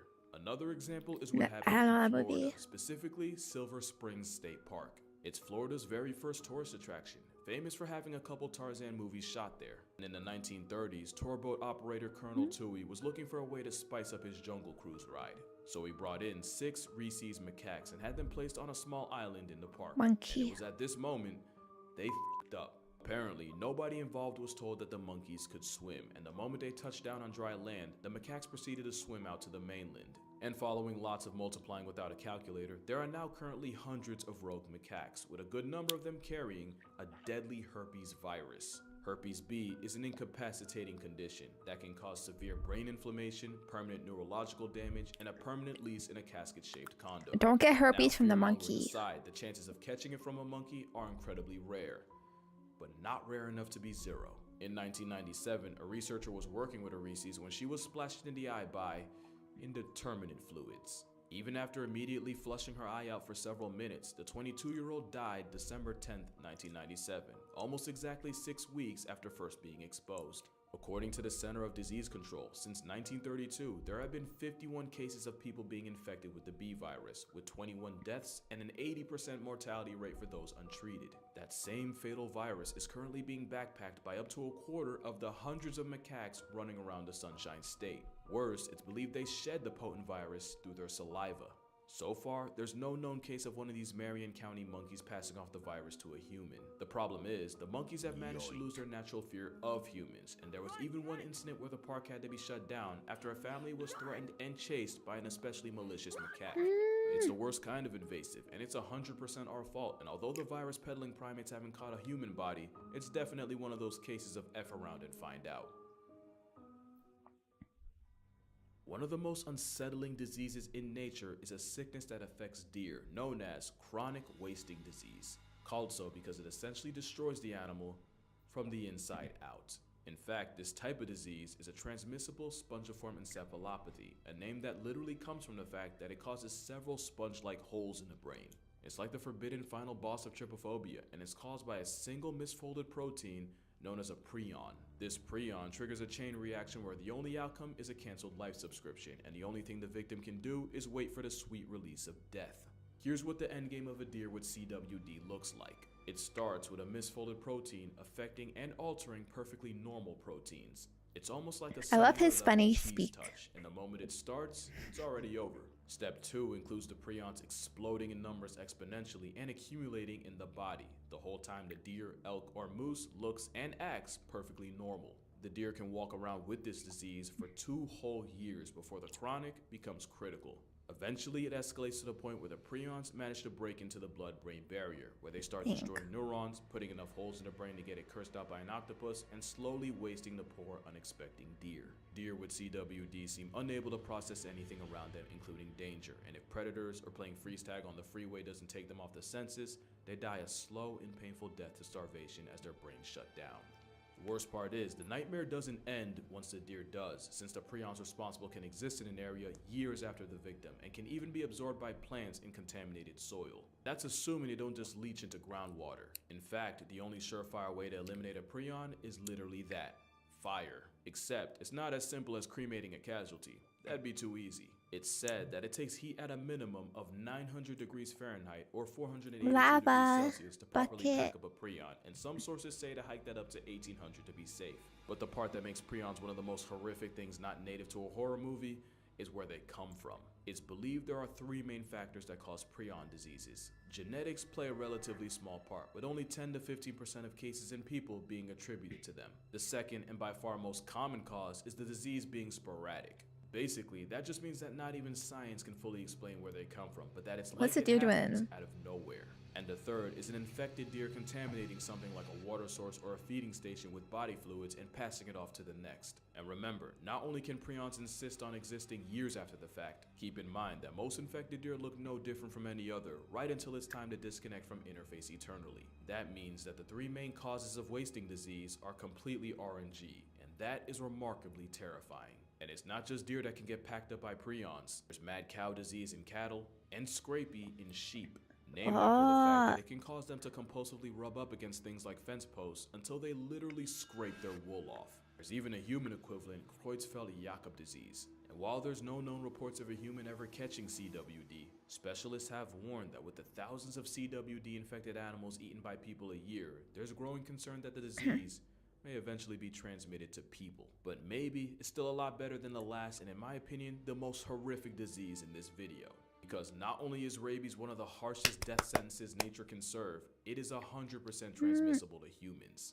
Rabies is said to bury nearly 60,000 people a year, and since the most common way to get it is through dog bites, it's the worst in places with a high stray population. Which is why India, a country that criminalized murking stray dogs, has about 20,000 names crossed off the census a year by rabies. And it's children that are especially at risk, with about 40% of deaths coming from those 15 years old or younger. Here's what it's like to be turned into a statistic by rabies. It starts with the virus entering the peripheral nervous system, usually through a bite. Then, it travels inside you through nerves until it reaches part of the central nervous system, or the spinal cord. From there, it's a straight shot directly to the brain, and at this point, you can start drafting your will cause ain't no way. While you can treat the virus before it reaches the brain, once it does, you're almost guaranteed to become a was. The virus then multiplies, then spreads throughout the body, slowly killing you from the brain out. But the underrated and truly sinister aspect of rabies is how it seemingly rewires your brain for its own purposes. One of the telltale signs of rabies is a crippling fear of water, where just the sight or suggestion of it can cause incredibly painful spasms in the throat and larynx. At the same time, the virus attacks the salivary glands, causing excessive drooling and the foaming at the mouth the disease is famous for. And that's because the virus is most concentrated in the mouth, and swallowing or drinking water would dilute it, so the hydrophobia helps keep the mouth and all the nastiness inside as potent as possible. And that's not the only way rabies manipulates its mark. There's believed to be 3 stages of rabies. How does it know? You got the prodromal stage, and that's where the animal might start showing minor changes in behavior. And then you got the phase likely everyone associates with rabies, the excitative stage. It's been called furious rabies since it's characterized by heightened aggression and random outbursts of violence. Animals that would normally be wary of people, such as foxes, can attack completely out of nowhere with bites, and remember, being a water bigot just makes that bite that much more toxic. And then there's the paralytic or dumb stage, where the animal appears unaware and disconnected from the world around it. This is where you might see a normally introverted mammal show zero fear in humans, but don't be fooled, they're still liable to bite to serve the virus's purpose. The nightmare usually ends with the animal flatlining to respiratory arrest as its body finally just gives up. And your fate is almost no better if you're a human, since rabies has one of the highest KD ratios of any disease, even though it's also one of the oldest. It flexes a nearly 100% fatality rate, but nearly means there's still a chance. In 2004, 15-year-old Gina Giese contracted rabies after being infected by a bat, and the moment she started experiencing I watched symptoms, that she was, video about her. statistically speaking, a walking corpse. Dr. Willoughby, who had studied up on rabies, figured their last chance was to put the teenager in a coma in a last-ditch effort to save her brain and give her body a reasonable chance to fight off the virus. About a week after she was induced, Gina miraculously started producing rabies antibodies, and after Eurostepping death, she would go through the grueling rehab of relearning how to walk, talk, and even stand. Cause even when you're lucky, it ain't easy being Giese. She became the first person to ever survive the rabies virus without a vaccination, and even went on to start a family. But don't get it twisted, the Milwaukee protocol that saved her has been used on 41 people, and only 6 have survived. The ones that do still run the risk of waking up severely disabled, which is the best you can do when negotiating with death, since that's exactly what treating rabies is. It's a horrifically debilitating disease, and even though it takes about 1 to 3 months to show symptoms after being infected, there have been cases of people walking around with the virus for 7 years. At the same time, if the virus manages to invade you close enough to your brain, you can easily be down bad less than a week after being exposed. With a virtually 100% kill rate, and the thousands that lose their lives to it a year, it's definitely one of the most unforgiving viruses out there. Which is why the greatest basketball player of all time isn't Michael Jordan, LeBron James, or even Kobe Bryant. It's Manu Ginobili. Because during a Spurs-Kings game in 2009, a bat managed to find its way inside the arena, causing everyone to immediately panic. Until the 6'5" Argentinian backhanded the bat and put it out of commission, and proceeded to help lead his team to a 20-point win, along with a victory by TKO against the bat. One man managed to potentially solo one of the deadliest viruses of all time, and he wasn't even a starter. And you'll never guess what day this happened. Yeah, that's right. Happy Halloween, and stay safe out there.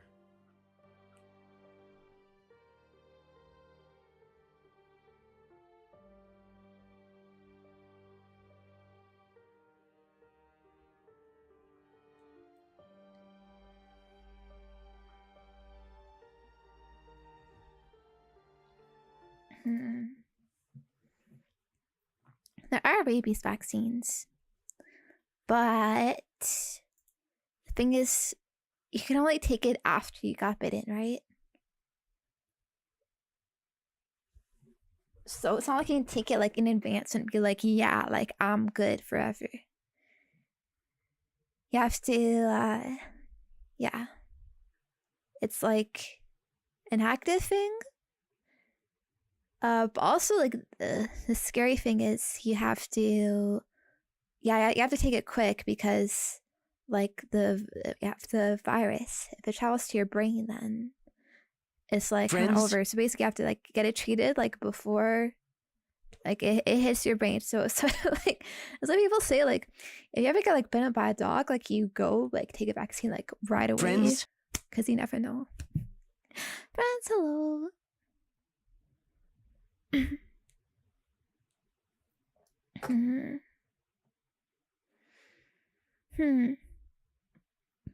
Maybe bats are a mistake.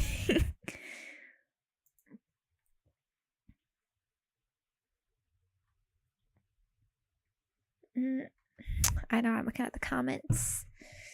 Oh, okay. Cool video. But should I go? Do I have to go?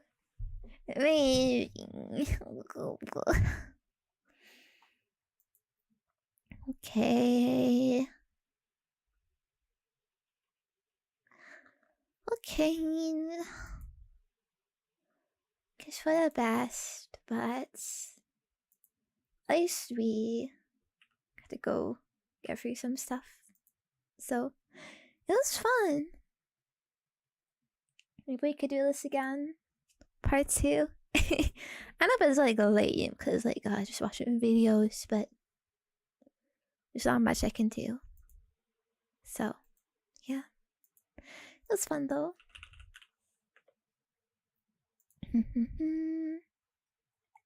Friends?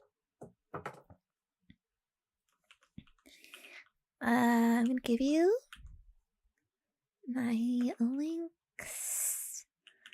There'll be an ASMR video on my YouTube channel tomorrow, so you can look forward to that. We'll also probably be watching a movie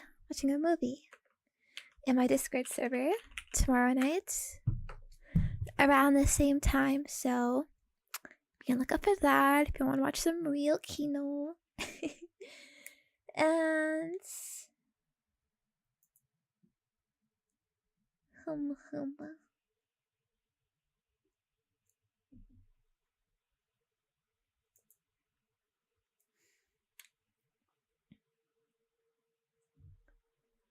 let's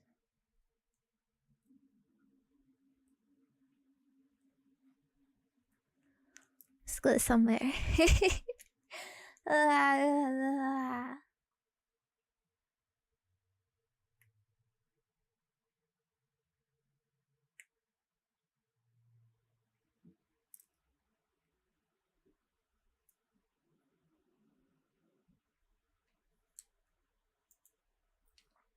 I got to aside.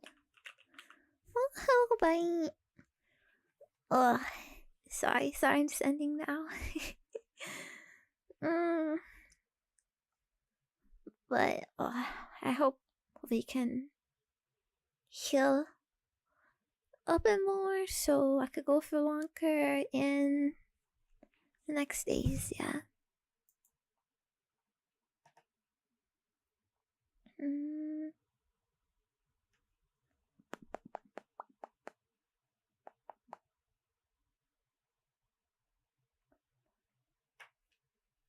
Let's read.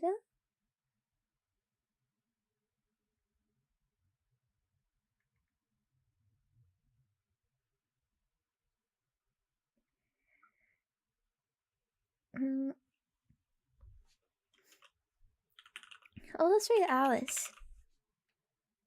She's playing Coffin. Coffin of Andy and Lily. Good game. Maybe spoilers though. I still have to finish it. Hopefully soon. But she's pretty cool. Alright. Alright. Good night. Thank you so much for hanging out with me today. It was a lot of fun. I really appreciate it. Hope you had a good time as well. I'll see you maybe tomorrow, maybe next couple days. I'm trying, but make sure to take care of yourself too, okay? Just like how I have to rest. Alright, have a good rest of your night. And have a good day tomorrow, alright? I love you. Bye. Bye bye.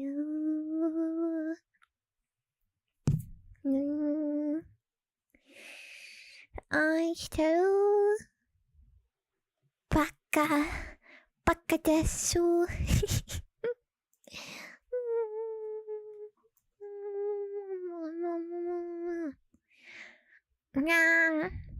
I'll bite you. Transmit Zen ease. It's like rabies, but it makes you only think the same. Okay, bye.